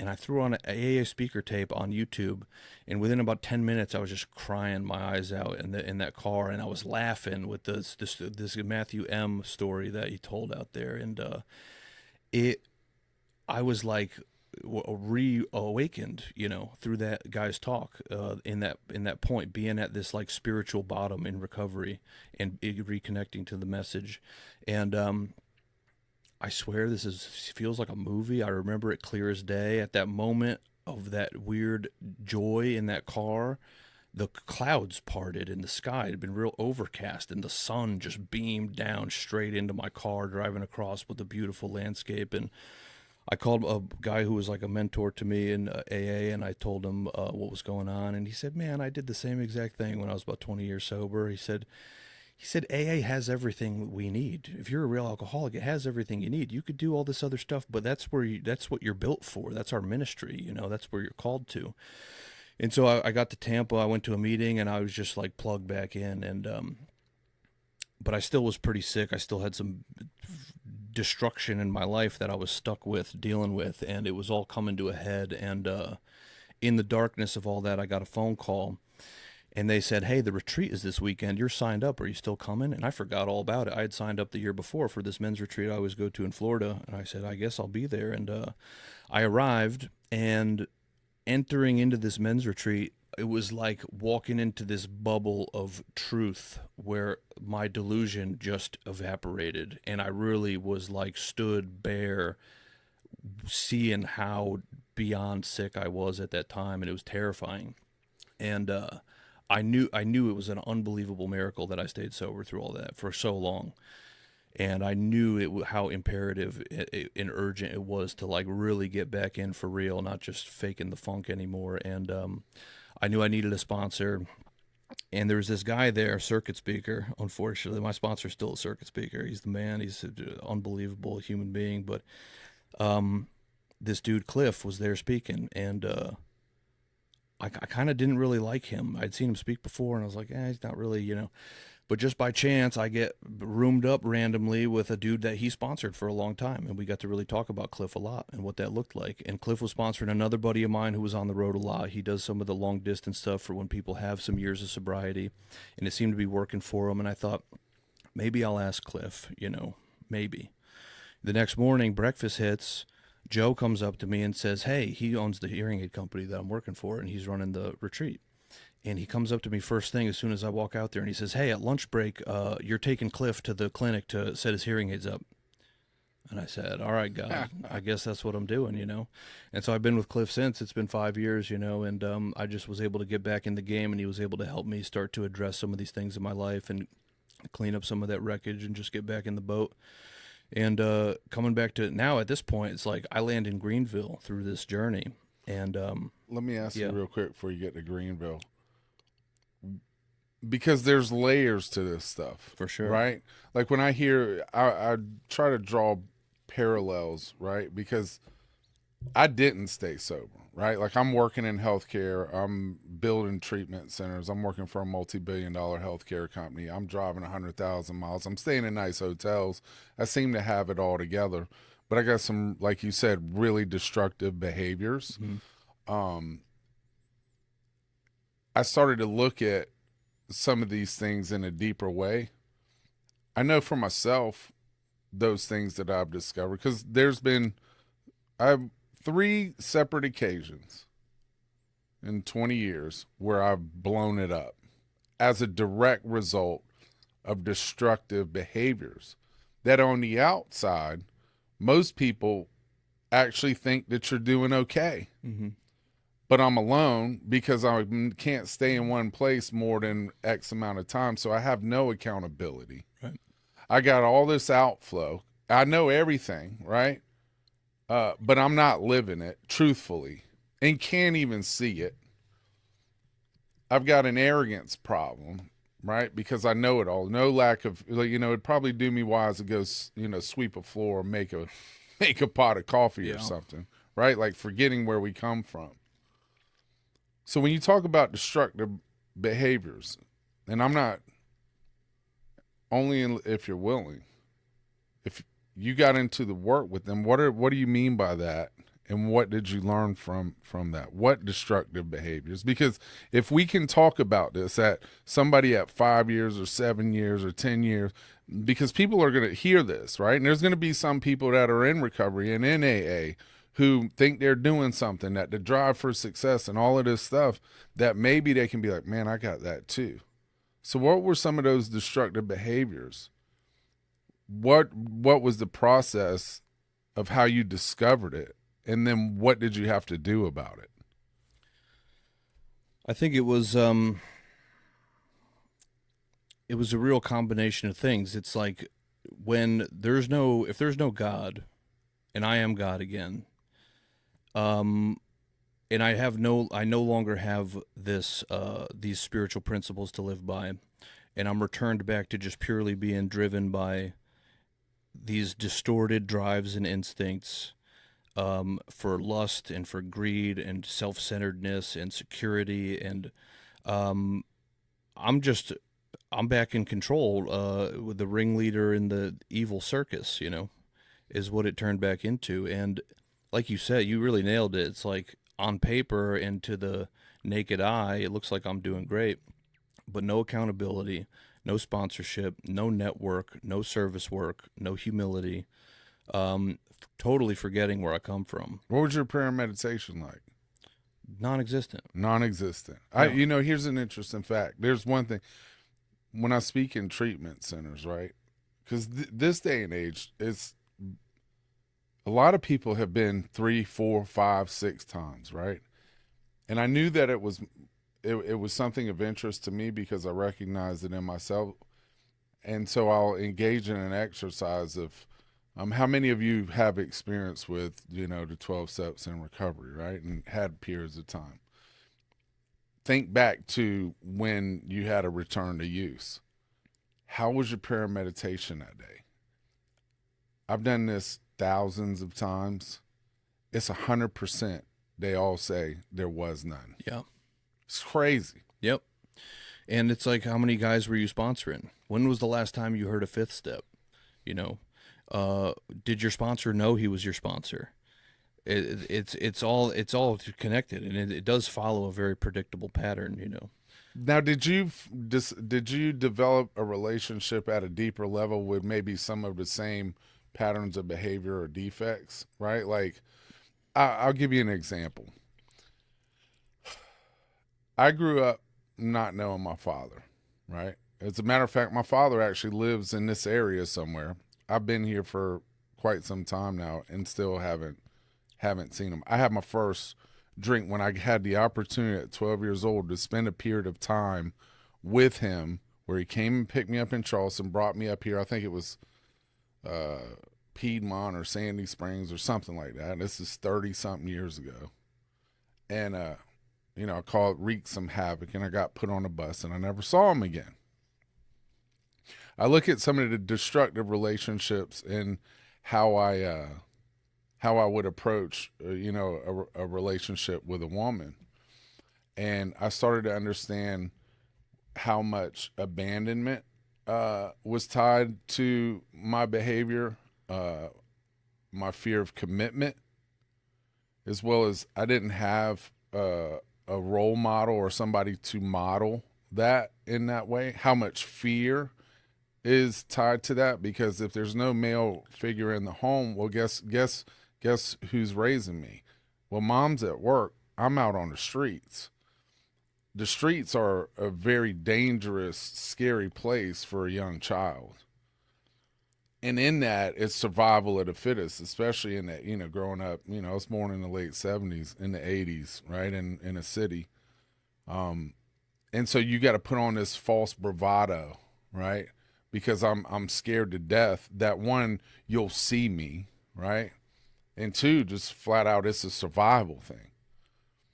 It wasn't until I really addressed those issues to look at what intimacy really, one, meant. And it's not just with a woman, it's intimacy with my fellow man, right? Like being able to be truly vulnerable, as well as being honest about my own defects. See, I thought I had to have it all together, right? And Mr. Sponsor Guy, I'm sponsoring 60 guys. We start a meeting over here. I'm rolling up, and I can't say anything in the room because all of my sponsees of how they may view me if I'm struggling. I got resentment, denial syndrome out the wazoo because I'm supposed to be so damn spiritual, and I think I got it, and I'm too arrogant to pick up a pen, and undisciplined because I know it.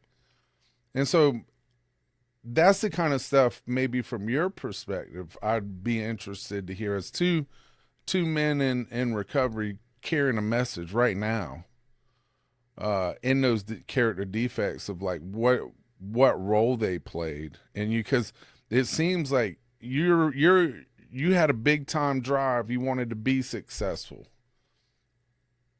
I don't think you dealt with failure very well, right? Like if you were given an opportunity to drive a Mercedes, you want to keep the Mercedes, right? Was there ever like a fear that it all could go away at any given minute, or there was a performance that needed to take place to be the best? What was that? I think that I wanted everyone to think I was cool, you know. I think I wanted to be loved. I don't know if I could love myself at that time. Um, I wanted to be a part of, but I didn't want to be a part. It was all these contradicting feelings, you know. Like Chad, I was just at RCA with Chad, and he said, I would have a fear that when I walked in the room, everybody would look at me, and at the same moment, I had a fear that if I walked in the room, nobody would look at me. You know, the fear of failure and the fear of success at the same time, and just powering through it on my own self will. And I think a lot of it was, I didn't know how to be in a relationship. I think I learned more how to be a friend and to be vulnerable in those first 5 years when I was really doing the deal. And a lot of that stuff just kind of started to get buried by King Big Shot. And like you really nailed it. The being in the AA room, Mr. Sponsor Guy, Mr. Knows It All, and like not being able to say I'm dying, I need help. I experienced a lot of that at that time, and I think maybe that's part of why I avoided going to meetings. I didn't want to, which is also why showing up to that men's retreat, the reality pierced the delusion big time. I couldn't hide from it anymore in there. But with relationships, my whole life had been one failed relationship after the other. I didn't have a basis and I was just too selfish, and I had such twisted ideas of what that should even look like. And so much of it was just this macho ego, like I want to be able to drink the most and win the fights and have the most notches in the bedpost, and that was what a man was. And I had it all backwards. Men don't cry. Men don't ask for help. Men don't show weakness. Survival, all this kind of stuff you're talking about is spot on. And so now being sober, and it's like, man, I got some tools and I could try to be in a relationship, but I was just still bringing myself everywhere I was. That was still an area that I had not really invited God into. It was like, okay, you take care of the drugs and alcohol, and I'm going to hold on to the money and the women. Yep. They say pink and green. Those are the two great downfalls. Almost without fail. Yeah. How many guys come in and they're whooped and they start to have an experience, and within 30 days they're like, man, I need a better job, man, I need more hours, man, and then they're gone over, or they say, man, I met the love of my life and we're going to move in together, and then they're gone over and over and over and over again. So at that time, even being 5 years sober, like the dating apps were big. It was like full on addiction to dating apps, reducing women, these children of God, my sisters and mothers and daughters, and these beautiful human beings were reduced to just the pixels on the screen, the shape of the features, swipe, nope, nope, nope, yep, nope, no. It's so crazy, like that it taps into this weird, like, primal dormant evaluation thing. It hijacks and I think that's for a regular person that could do that, but for a real alcoholic, man, that was total toxic poison in my life. And it was just like when I couldn't quit vaping, how many times I'd be driving down the highway, coughing, spitting stuff out, and I would take the vape and I would throw it out the window, and I swear I'm done forever. And I would pull off the next exit and buy another vape. And I would be on these freaking data, and it'd be 3, 4 in the morning, and I'm laying there swiping like a zombie, my eyes closed, like I'm strung out, And I would delete the apps, and I would swear I'm done forever. And a week goes by, and loneliness and self-centeredness hits, and I don't want to look at myself in the mirror, and I don't want to look at my own problems, and I don't want to turn to God. I don't want to ask for help. Download the app again. Just get some dopamine flowing, because I'm not drinking, I'm not doing drugs.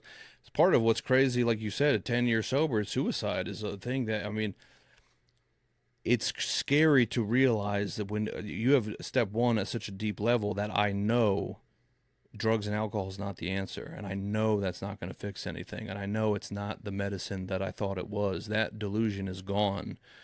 When you're in the dark with that information, the only other logical thing could be suicide sometimes. I've been there,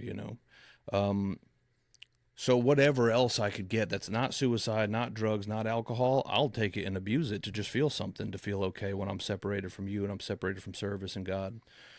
And so that was a lot of what that was, man, and just not being my best self with any of that stuff, not respecting women, not seeking a loving relationship, just using people as a drug, sober, And people have feelings, people have lives, people have hearts and souls, that's God. I'm in direct conflict with reality and just harming others and harming myself in this just maelstrom downward spiral of just self-seeking and self-loathing and self-pity and everything else. And with seemingly no way out until I get to that place and I get this new sponsor and I get a new set of instructions on how am I going to get out of this? How can I conduct myself right? I got to start telling the truth. I got to make amends. I got to start living differently, And I really got off the apps. I got off of all that. I stopped interfering with people's lives for my own selfish reasons, and I had to hit a new sort of bottom emotionally with these defects to be forced into a new place of surrender in sobriety. And I'm grateful to have hit that, and through that experience, of really getting to a place of like, all right, God, if I'm supposed to just be alone forever and just sponsor dudes in AA and that's what you got for me, I'll take it. I'm done trying to manage the situation. I'm done trying to force it. I'm done trying to control it. My way doesn't work. I keep bringing myself into every situation. I keep harming people and destroying everything I get my hands on because I don't know what I'm doing. And to really get to that place and let go of that, and then just ride the wave and see where it went. And so I did that. And so I got back re-engaged. I got real fired up on AA again. I started really living it in a way that, some of that dark time, it was where if there was a hidden camera following me for 24 hours a day, I would have been real ashamed and embarrassed of what my sponsees were seeing, what my family was seeing, what people were seeing. I started living in a way again where that camera could follow me anywhere and I don't care. I use that as an analogy with people that, and because I'll work with people that are, have some time and some things. It's like if you're the past year of your life were a movie and we were able to put it up on a screen and watch it, is it something that you'd be proud of? Exactly. And people are like, damn. I get that. Yeah. So you apparently, once again, I guess God is moving in your life, right? How about that? So you make this jump from Savannah to Greenville? Yeah. What prompted that? And they needed help up here, I landed up here. I was just in an apartment. I was still traveling a lot. This was kind of home base. It was pretty central for the territory. The hearing aids. Yeah. All right. Yeah. And I had been doing really well, and they promised me basically I could have any clinic I wanted when it opened. And you wanted the new clinic when it opened because that was big burst of money. That was, you had a chance to really make a splash and build a good business. And so I knew we were opening in Charleston. I always wanted to go to Charleston. I wanted Charleston, and I was promised Charleston.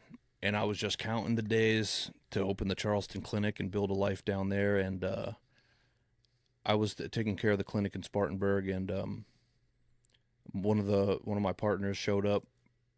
He lives in Augusta, Georgia. He got up at 4 a.m. to show up at my office, and he was shaking.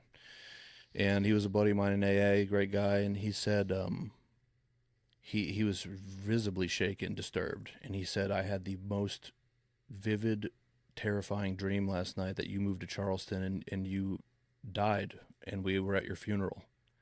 And he begged me not to go to Charleston. And I was a bit offended, and dude, I'm gonna be fine. I'm going to Charleston, you know. But it had enough of an impact where I prayed about it, and I got back in, and I realized that under the surface of all of this, I purely wanted to go to Charleston. It was greed and lust again. That was what was driving my decisions, and so I agreed to stay in Greenville, and it ended up being the greatest thing that ever happened. And again, it's like this guy had a dream, and that's what dictated my behavior here. Where does that even come from? But I stayed in Greenville. I kept really, we started some meetings here, started a retreat, just started sponsoring a lot of guys again, doing service commitments, go to the prison, we're doing all the things, and things start really, we're back, like the what was working in the beginning happens to still work now. And my life was it was all beautiful, and I stopped chasing, and I stopped trying to force everything, and I was okay again. It came back, the lights come back on pretty quickly. You start changing your behaviors, and the outlook shifted, and acting your way into right thinking again. Like that is what happened. And one day I'm sitting at a red light, and I've been off the apps for a while, and all of a sudden the thought appears out of the blue. Maybe God put the dating apps here for us to use as tools. When a person's ready, they can use this God-given dating app to meet the person they're really supposed to be with. Maybe God wants me back. And then quickly I'm like, okay, that's obviously not, that's my ego returning. But I said, oh, I'll download it. I'll check it out. I'll see what's going on. I download the app. I match with a girl. First half hour, it's on there. We make a date for coffee, and I deleted the app. We go meet for coffee, and I see this girl walk up, and I knew immediately I was going to marry this person. And our wedding anniversary is Monday. We'll be married 2 years. We got a 7-month-old boy at home. It's the greatest, the best. She's my best friend. It's the best relationship I ever could have. I could not have done it myself. I could not have designed a more perfect partner for myself. And once again, just like getting to finally play in a band after surrendering the desire to control that aspect of my life, it was like letting go of the need to control this and chasing it with all my willpower and defects and everything else. Let go, let God, man, the fucking cliche. Oh, the cliches win again. Don't they? Oh, God, man. I hate that. All the one-liners, man. Hey. That's what happened, though, Well, congratulations on the birth of your child. Thank and your poor wife. No, I'm just playing. The baby looks like her, thankfully. So, what has your experience been like? What's really cool, and I want to thank you for the efforts, because a lot of the efforts in the recovery community here in Greenville, I've been fortunate to be able to step into. Maybe you could speak a little bit on what's your recovery life, and what do you think is important, some of the things that are going on in regards to that, what your experience has been like in developing your recovery life here in Greenville. Sure. Over the past few years. Maybe you could speak on that in detail. Yeah, absolutely. It's a perfect connecting point. You look at LA, the intellect, the spiritual philosophies, the recovery, getting really into all that, moving to Florida, service, And then coming up here to Greenville in these last 5 years up here, man, this is the best recovery scene I've ever been blessed to be a part of. I have the best friends I've ever had up here. The stuff we have going on up here, it's like all of those other things that all the pieces that we were picking up have been put together up here in Greenville, you know. And just like when I left Florida and I thought, God, I'll never find good AA again, I was exactly wrong. And it just took a little time. It talks about create the fellowship you crave. You know, I've been blessed to be able to do that with some amazing guys up here. And it's we have this amazing men's book study on Tuesday nights called Precisely How We Recovered. That's at 7:15 at the Phoenix Center. Facts. That has grown into such an amazing. We started that meeting 4.5 years ago, and it's moved and it's grown and it's shifted and it's evolved and it's exactly what it's supposed to be, you know. And that we get probably 70, 80 guys in there every Tuesday, getting fired up on God and the 12 steps, you know. And some guys that walk in there and say, God, you know, I don't know if this is for me, but a lot of guys walk in there and they say, man, I finally found what I was looking for. And it's unbelievable to see these dudes coming in from nothing day one and watching them pick up a year sober, 2 years sober, meeting the love of their life, getting through difficult situations. You had a good friend of mine, Steve McManus here, man. What a miracle that guy is. Amen to that. Shout out Steve. Love Steve McMahon, Versace Steve, dude. Being able to have the front, it's the greatest show on earth, AA, you know. Isn't it? And you don't get that anywhere else, you know. I remember being in LA with early on. I moved in with my cousin. She had been there for 5 years. I had been there for a month. And I was out every day. I had all these friends, all the stuff to do. And she was like, I've been here 5 years. I have one friend, and all we do is go to the bar, you know. It can't be understated, like this gift, this superpower to be tapped into this thing that is all over the world and all over the country. And you have this common bond with people just walking in the door, and you have a place where there's people that need help, and you're uniquely crafted to be of service to them. And to be useful is never the thing. Just again, when you're a little kid, it's like, what do you want to be when you grow up? Who says I want to be useful? You'd have to be a real profound. That's a little, that kid's onto something. Yeah. But to find out after all is said and done, it's like that really should be the goal. It is the goal for me on my good days. And when I pursue that, unbelievable things take place, and I'm where I'm supposed to be when I'm supposed to be there, and things fall into place in ways I couldn't have planned better. And just to try to be useful, whether I am useful or not doesn't seem to really affect it. It's just trying to be useful, having that focus. What can I do for somebody else today? And I learned all that in AA. And like, I love what you guys do here at Favor, and there's a lot of great places all over the country doing good work for people. And I know that the place I went for sober living, IOP, whatever, it didn't get me sober, you know. It bought me a little bit of a window. It got me a little momentum. It helped me clear my mind a little bit. But in AA is where I found a design for living. How do I live? How do I live sober? Okay, I'm not on drugs and alcohol anymore. What do I do now? What about all the rest of this stuff? What about all these other hours in my life? So to have something that is free, that is everywhere, it is a power greater than myself.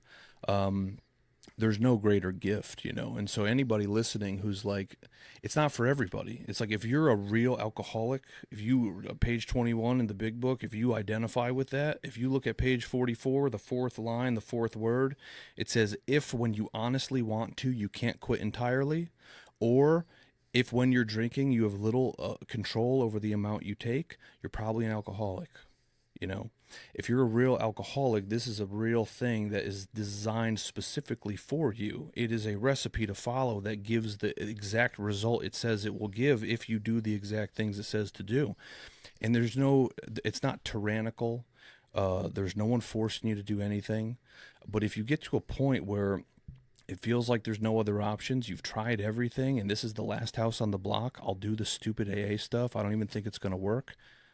You don't have to want to do it. You don't have to like it. You don't have to believe in it. You just got to do it, has been my experience, you know.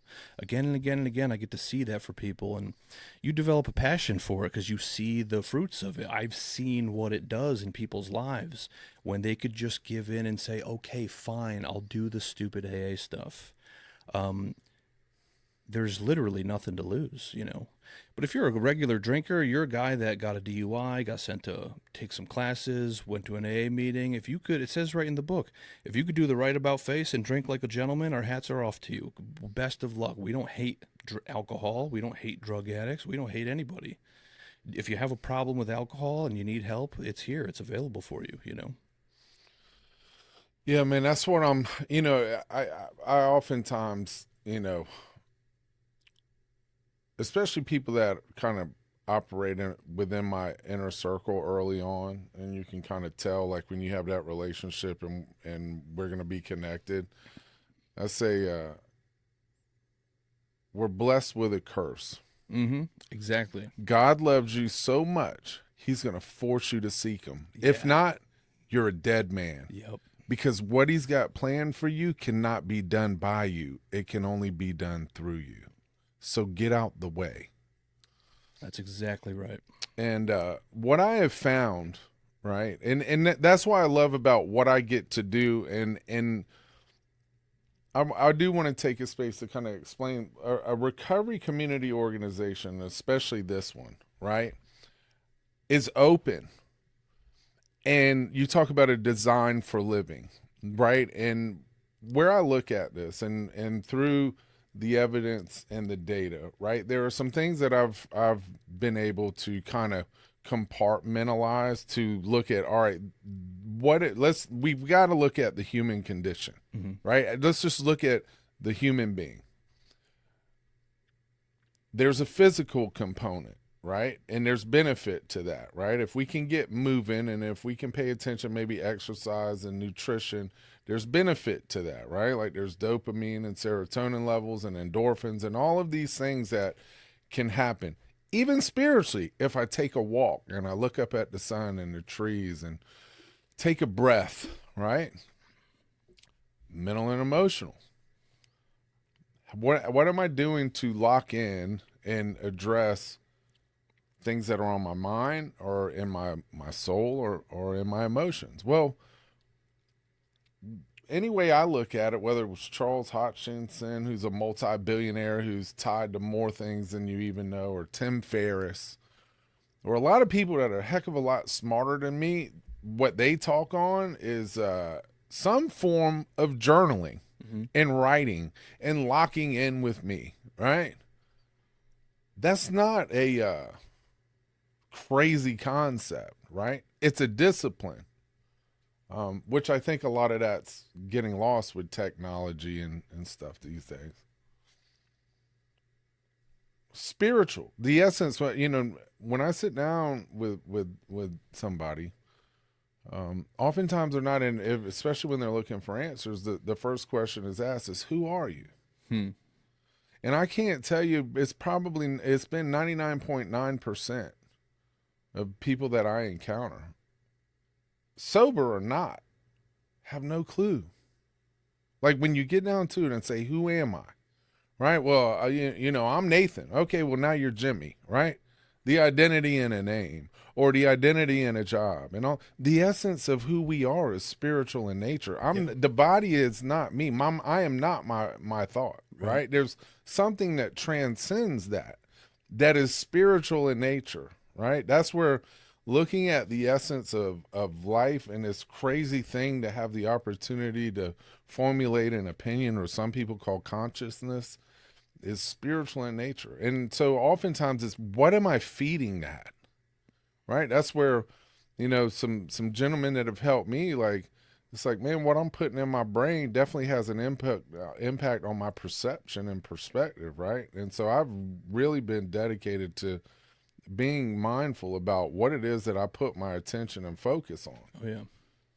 Then there's socially, right? So whether it's Alcoholics Anonymous or NA or whatever, you are who you roll with. It's the law of proximity, right? If I'm drinking all night and I'm doing drugs all night, chances are the lay of the land, that's what I attract, right? Well, if I'm looking to get on a new path, if I'm looking to not utilize substances or whatever that is, I need to find a group of people that are trying to do the same thing. And if I'm the smartest guy in the room, I need to find a new room. Yeah. Right? Because for everything we talked about, I can't just be all outflow, right? Because you can't pour from an empty cup. And then there's got to be some form of the development personally, right? Either you grow or you go. That's just, so however you want to skin that cat. And what we're fortunate and what we have here in the upstate and in Greenville is the connection to all of these things to be able to design a healthy life, like housing, right? Like, oftentimes people burn it down. So having access to that, having access to health care, having access to education, insurance, right? 50% of people, and I think that is much higher, have co-occurring disorders, which means there's something else going on. And I think it's fair to say, you've been around here in this community long enough, mental health is a very real thing. But how we can address that, knowing where the right professionals are and how to navigate those systems, being able to provide that support to help some, because it's kind of hard to talk to somebody about, hey, a spiritual light when the power's about to get cut off, right? And because those instincts are affected. So being able to provide that support, or maybe find some scholarship stuff to help support the well-being of somebody, the essence of who we are and what those needs are as humans, and doing that in a loving way, and having that community of people that are about that life, like the altruistic movement. Like, what I love is I'm not selling anything. I'm not charging you. I'm not, this isn't treatment. I don't need the $20,000. Like, what I have to offer is free. And that's what's beautiful, because and it took a long time to get this. For a long time, the drive for success was to show that I was enough. Where I'm at now is the love and the compassion for my fellow man. I truly, when I see someone else win, I win. Yeah. The people like Steve McManus, because I remember day one with him, right? Before all of it, and walking that out, right? And watching these guys, watching John, who's helping me with this podcast, knowing he didn't have any, you know what I'm saying? All roads were shut off. There was either, man, we got one chance. And to see these people come to life, man, is awesome. Can I ask you a question? Yeah. How much, it seems like with a lot of stuff in the recovery industry, some percentage of it can get dominated by sort of outside influences. They're in it for a paycheck. They want the insurance money. They want to put you on methadone for the next 10 years. There's a lot of sort of dark, unethical stuff that goes on. But in my experience, when any of these kind of things have a dude in the center of it, the director, the whatever, who is rooted spiritually in the 12 steps, it's evident by the fruits of what they're accomplishing there. It's a different kind of thing. Has your experience with the 12 steps really colored and shaped your efforts here at Favor? Yeah, I mean, absolutely. I mean, you can't mess with universal truths, right? Like the spiritual axiom. Anytime I'm emotionally disturbed or bothered, the problem is me. And over years and years of like playing with these concepts and these phrases, being able to boil it down to when I'm disturbed or bothered, it's got to do with I want or I don't want, and it's directly attached to the human instincts, right? These are God-given animalistic instincts, social instinct. That's why you got cities, towns, groups, clubs. It's the herd instinct, right? Anytime that is threatened, what I notice, especially with men, whether you're in recovery or not, get some guys together and the sarcastic digs start to take place. Why? Because they're trying to put somebody else down to make themselves look better, right? Clawing to the top. It's an ego thing. Like, no, it don't matter how. It's just, I watched that, and it's, it's one of those things. My material security and my emotional security. The thing about men is we don't want to talk, at least my generation, we don't want to talk about emotions, right? We don't know what to do with it. We don't know about coping skills. Like I said, if you come on somebody's property, or if I don't have money, my security is threatened, right? Materially, right? Like let somebody steal something from you, right? Those two things are very real. I don't think you can argue with it. The sexual instinct, it's a human instinct. Thank God that grandma and grandpa did it, or else we wouldn't be here. But look at how misguided, misdirected. The majority of relationships are based off of screen of how somebody looks, right? Instead of actually getting to know somebody, right? Like really taking the time. Like we jump into relationships, start playing house before we even know what's going on. Two broke halves don't make a whole. Two sickies don't make a welly. You know what I mean? AA guy meets AA girl. Like all of these things I learned from there about human behavior, about these things at the most elementary level. But what I will say, and the information's in there, it says make use of what doctors and ministers have to offer, right? Looking at religious denominations, it says be open. It says we have no monopoly, right? Which I've made a career off of one line. It says perhaps if you're not acquainted with any drinkers, find some. Ask a few doctors, ministers, hospitals. They'd all be too. I have built multi-billion-dollar companies based off that one line of learning how to navigate, how to go through and befriend somebody. It all boils down to principle, right? Honesty, right? Kindness, compassion, principles. These are universal truths. And there's so much more. Like this isn't the 30s. We have made so many advancements. Some the jury's still out on it. I'm kind of, when I look at it, it's like, social media house is not social. It's all, you know what I mean? And the time and people watching screens where people don't even know how to communicate or interact. Right. And this is just a fact. I'm seeing it in our youth. And I mean, you'll see 5 people sitting together doing this, and it's like, we don't even know how to interact. So to your point, especially in this game, man, this is life and death. If it's useful, I'm in. The thing that's beautiful about the philosophy, right, and what I get to work in is called recovery-oriented systems of care. It's called a ROSC. This is an innovative philosophy that I've had the opportunity to be a part of now for 15 years or so. Like I said, I've been organizing peer-run organizations since early 2000s. In South Carolina, watching the peer movement take place, I've kind of been along for the ride, right at the center of it, right at the State House, advocacy. But it starts with being person-centered. Right? Like, I'm not here to tell you what you need to do, right? What it is I think it's fair to say we all want the same thing, which is a little bit of happiness. The thing is everything that we've been taught is kind of not true, right?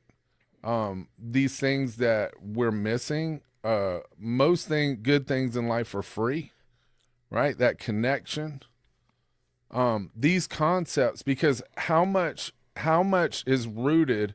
How many verticals that are in this state to treat and address where you need to go, a person that suffers from substance use or alcohol is really person-centered. It's not. It's billing code centered. It's time. It's got a specific time, right? It's not, like here's 28 days, we pay X. There's a DSM, there's billing codes, and so the corporate structure is built around a billing code as opposed to what one person needs, right? And every person has different needs. Can they throw everybody in a hotel building, right? Call it a treatment center. Are they really getting the care and attention that they need? Now, listen, I'm not here to bang or bash. I'm just, really looking at it just very simply of like, these things have to change. That's the mission and the vision. The mission is everyone everywhere deserves a fighting chance. Also, the family, right? So here we typically see the family first. What's the family? Mom, dad, brother, sister, loved ones, right? Like they need support too, as well as their loved one gets better, because it is a family disease, right? And so how dealing with hypervigilance, because let's be honest, we're on one side of the fence. Were we the most trustworthy? So, but when we start to get better, having a hyper vigilant partner or parent that's always on, because we've heard them so much and they're waiting for the shoe to drop.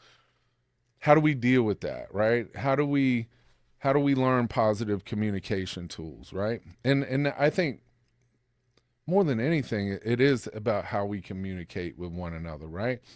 Because I see a lot of posturing, and I see a lot of, hey, this is it, right? Where love and tolerance is our code, right? Like some of this messaging got murky, right? So I think the message that we carry starts with our feet, to show people, not to tell people, right? To show them. I'll make another point. What's crazy is I had that men's meeting that takes place on Tuesdays. I had an individual who's been seeking, right? Where kind of ran into, it was like a step down from hard substances. As long as I don't do that, right? And then all right, I got to give up this and that, and then the final thing was alcohol. Mm-hmm. And kind of been dancing around. This was, this was kind of a pathway that he had chosen, that he liked, but he was kind of playing around with it until things like blew up. And he was like, man, what do I do? I said, hey, man, I think you need to come and check out this thing. And it was ironic because y'all just started step one in the 12 when he was there. And it was to watch all of those things, right? And to be able to walk with him and support him, right? How could you not? Like, it's one of the most incredible phenomenons on the face of the planet. You got to look at what it is. There's a lot of bad stuff that goes on, but that's everywhere. It's like church. Said I'm not religious, but that doesn't mean that I'm not actively involved in church stuff. New Spring Recovery takes place in Anderson. My friend Bradley that came out of that center, dude, it's one of the most incredible places that he has. And Bradley from the Bridge? Yeah. Like that, we've known each other forever, right? And that message that gets carried and ability to help people, right? I'm a part of that. Why wouldn't I be? 90% of altar calls typically have something to do with drugs and alcohol. Like somebody showed up on Sunday morning crying, I can promise you drugs and alcohol are somewhere. Who's better equipped to help? Listen, man, men and women, they die over beliefs, right? I'm a person that is open enough, and listen, who am I? The one thing you'll never take away is that there's a God and I ain't it, right? Yeah. You're not going to be able to convince me that there's not, whether it's through I don't know how you don't see God. Like, it's everywhere. And if you don't, that's okay too, because then it's maybe not yet. Or it says, I feel sorry for you. I'm not here to persuade or, I'm just here to support and love people, try to make a difference, and try not to put a damn drink or a drug in my body. Because if I do that, bro, I don't stand a chance. And then it's all the wasted opportunity, the future. How many other lives could you have impacted if you had stayed sober? So it becomes more and more selfish of an endeavor to take your will back and relapse. But it's getting that point where I could find, now that I'm sober, and I've been given some tools that I'm starting to figure out how to use, and I've been given away a life that I didn't even know I wanted or needed. And now I'm being called to maybe how many guys early on you tell them, hey man, we'll go through the steps, but you got to take somebody else through the steps one day. And their first thought is what? I can't do that. Who would ever want? What can I teach anybody? But you fast forward, you move down the path, you get down the field, and when the time comes, it's like, man, I can do this, And to be able to find that strength in being useful, how beautiful that is to have purpose. My sponsor says, I agree with this. He said, what you touched on a lot of stuff I totally agree with. A lot of what you got into about what do people need, how do we satisfy these instincts and keep people safe and keep people with, how do we live, and Favor does a great job of like helping with all these things, whether it's spiritual, emotional, physical, mental.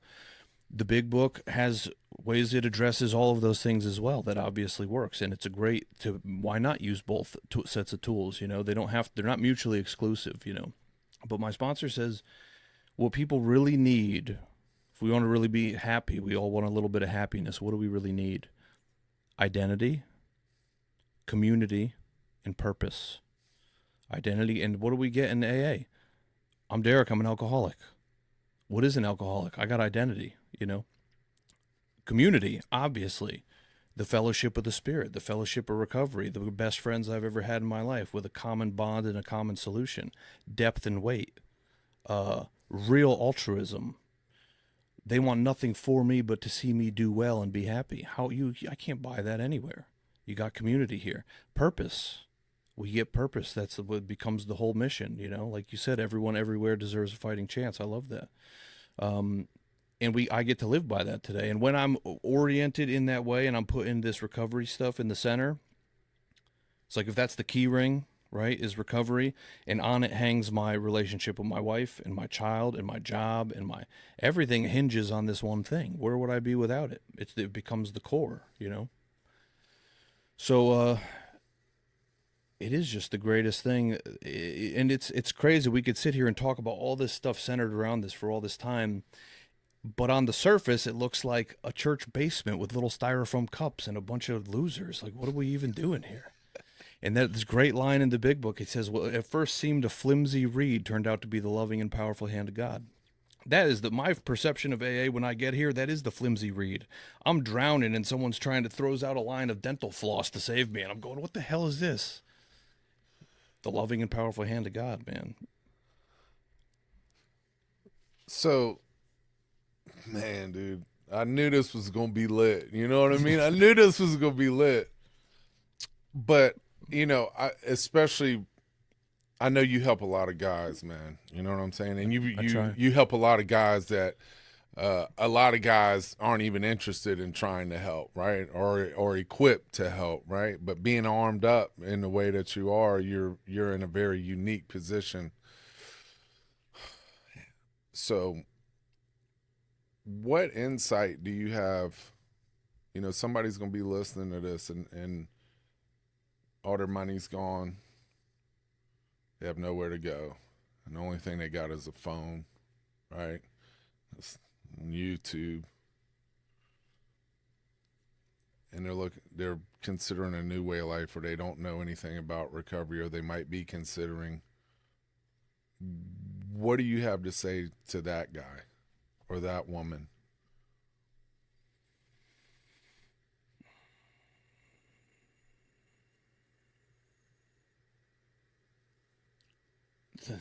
There's no better time than now.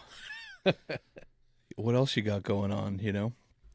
I think that, but it's also, you can't believe everything you think. To know that I have a disease centered in my mind talking to me in my own voice, and I think it's me. And I think that because information comes out of my head, it's the truth, capital T, truth. For reality to be able to pierce the delusion at a person at that level till my way's not working, I need help, anybody can build from that place. Anybody can build from that place. It doesn't matter where you are, what you got. It works for everyone.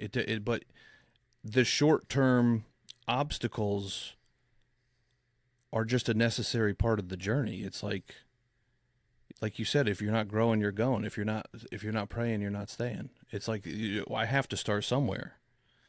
Start picking up the tools. Reach out for help. Connect to somebody. If you can go show up to an AA meeting or to Favor and say, I don't know what I'm doing, I need help. Like me on my first day sober, picking up that blue card and calling that man, saying, I don't know what I'm doing. He said, meet me at the meeting tonight. It's seconds and inches. It's like these little tiny decision points, these little checkpoints on the journey. What could grow from that? The mustard seed. It cannot be overstated. Like, you can't doubt the power, you know. Bill talks about, I had come to believe in the power I'd come to believe in the hopelessness of my situation, you know. He had come to believe. If you could hit that point, that's your golden ticket. The dark past becomes our greatest asset. If you hit the point of absolutely, I got nothing left, like you said, man, God loves us so much. He said, you got to start seeking me or you're a dead man.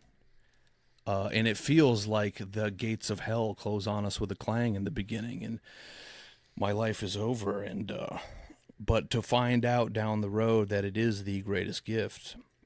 And if I could just listen to these other dudes in these stupid meetings that are a little further down the path from me, and they're saying, "Hey, keep coming. It's clear. Follow the light." You know, the things I've seen, man. It's nobody has fallen too low for this.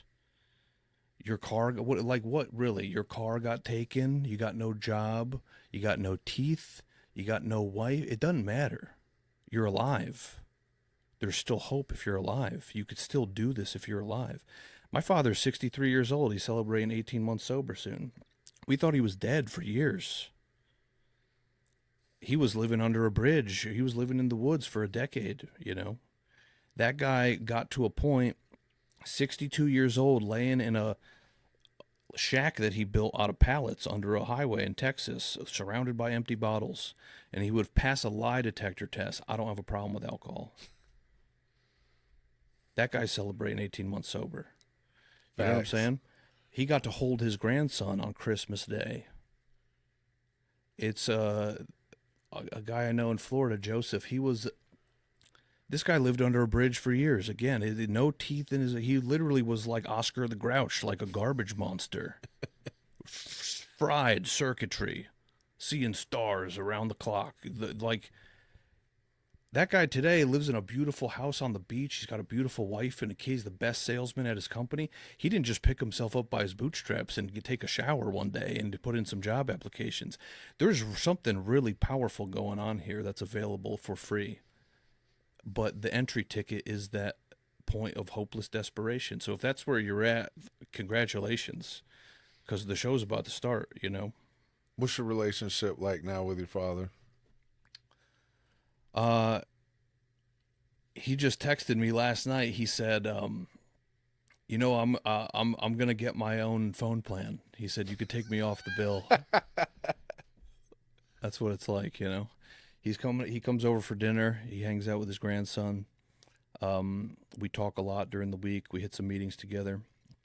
I remember I've shared this the other night, man, but it's true. I remember for years being in AA, and sometimes there's a father-son in the meeting together, both sober. And I remember thinking, man, that would be so cool, but my dad's dead. You know, that'll never happen. It's impossible. And to fast forward, if you told me that this is where we'd be at today, I'd never believe you in a million years. It's impossible. How could that happen? My dad shows up, and I'm not worried if he's drinking. No one's afraid. No one's concerned. You know, you get to be happy to see him today. I'm curious what he's up to. He's curious what I'm up to. We're almost getting to know each other again, like as adults. There's an aspect of it that there's no rule book for that. You know what I'm saying? It's a unique scenario, but just when you think like the miracles are done flowing, it's like, man, you never doubt the power. I'd have no idea what's coming. I don't even know what's best for me still. You know, I want to stay dumb. Yeah. Really. Yeah. It's a good thing to pray for. Well, Derek, man, thank you so much for your time, brother. Of course. And, it's been a pleasure. Man, it's an honor to call you friend, man. I look Likewise, forward to man. the future, bro. Thank you.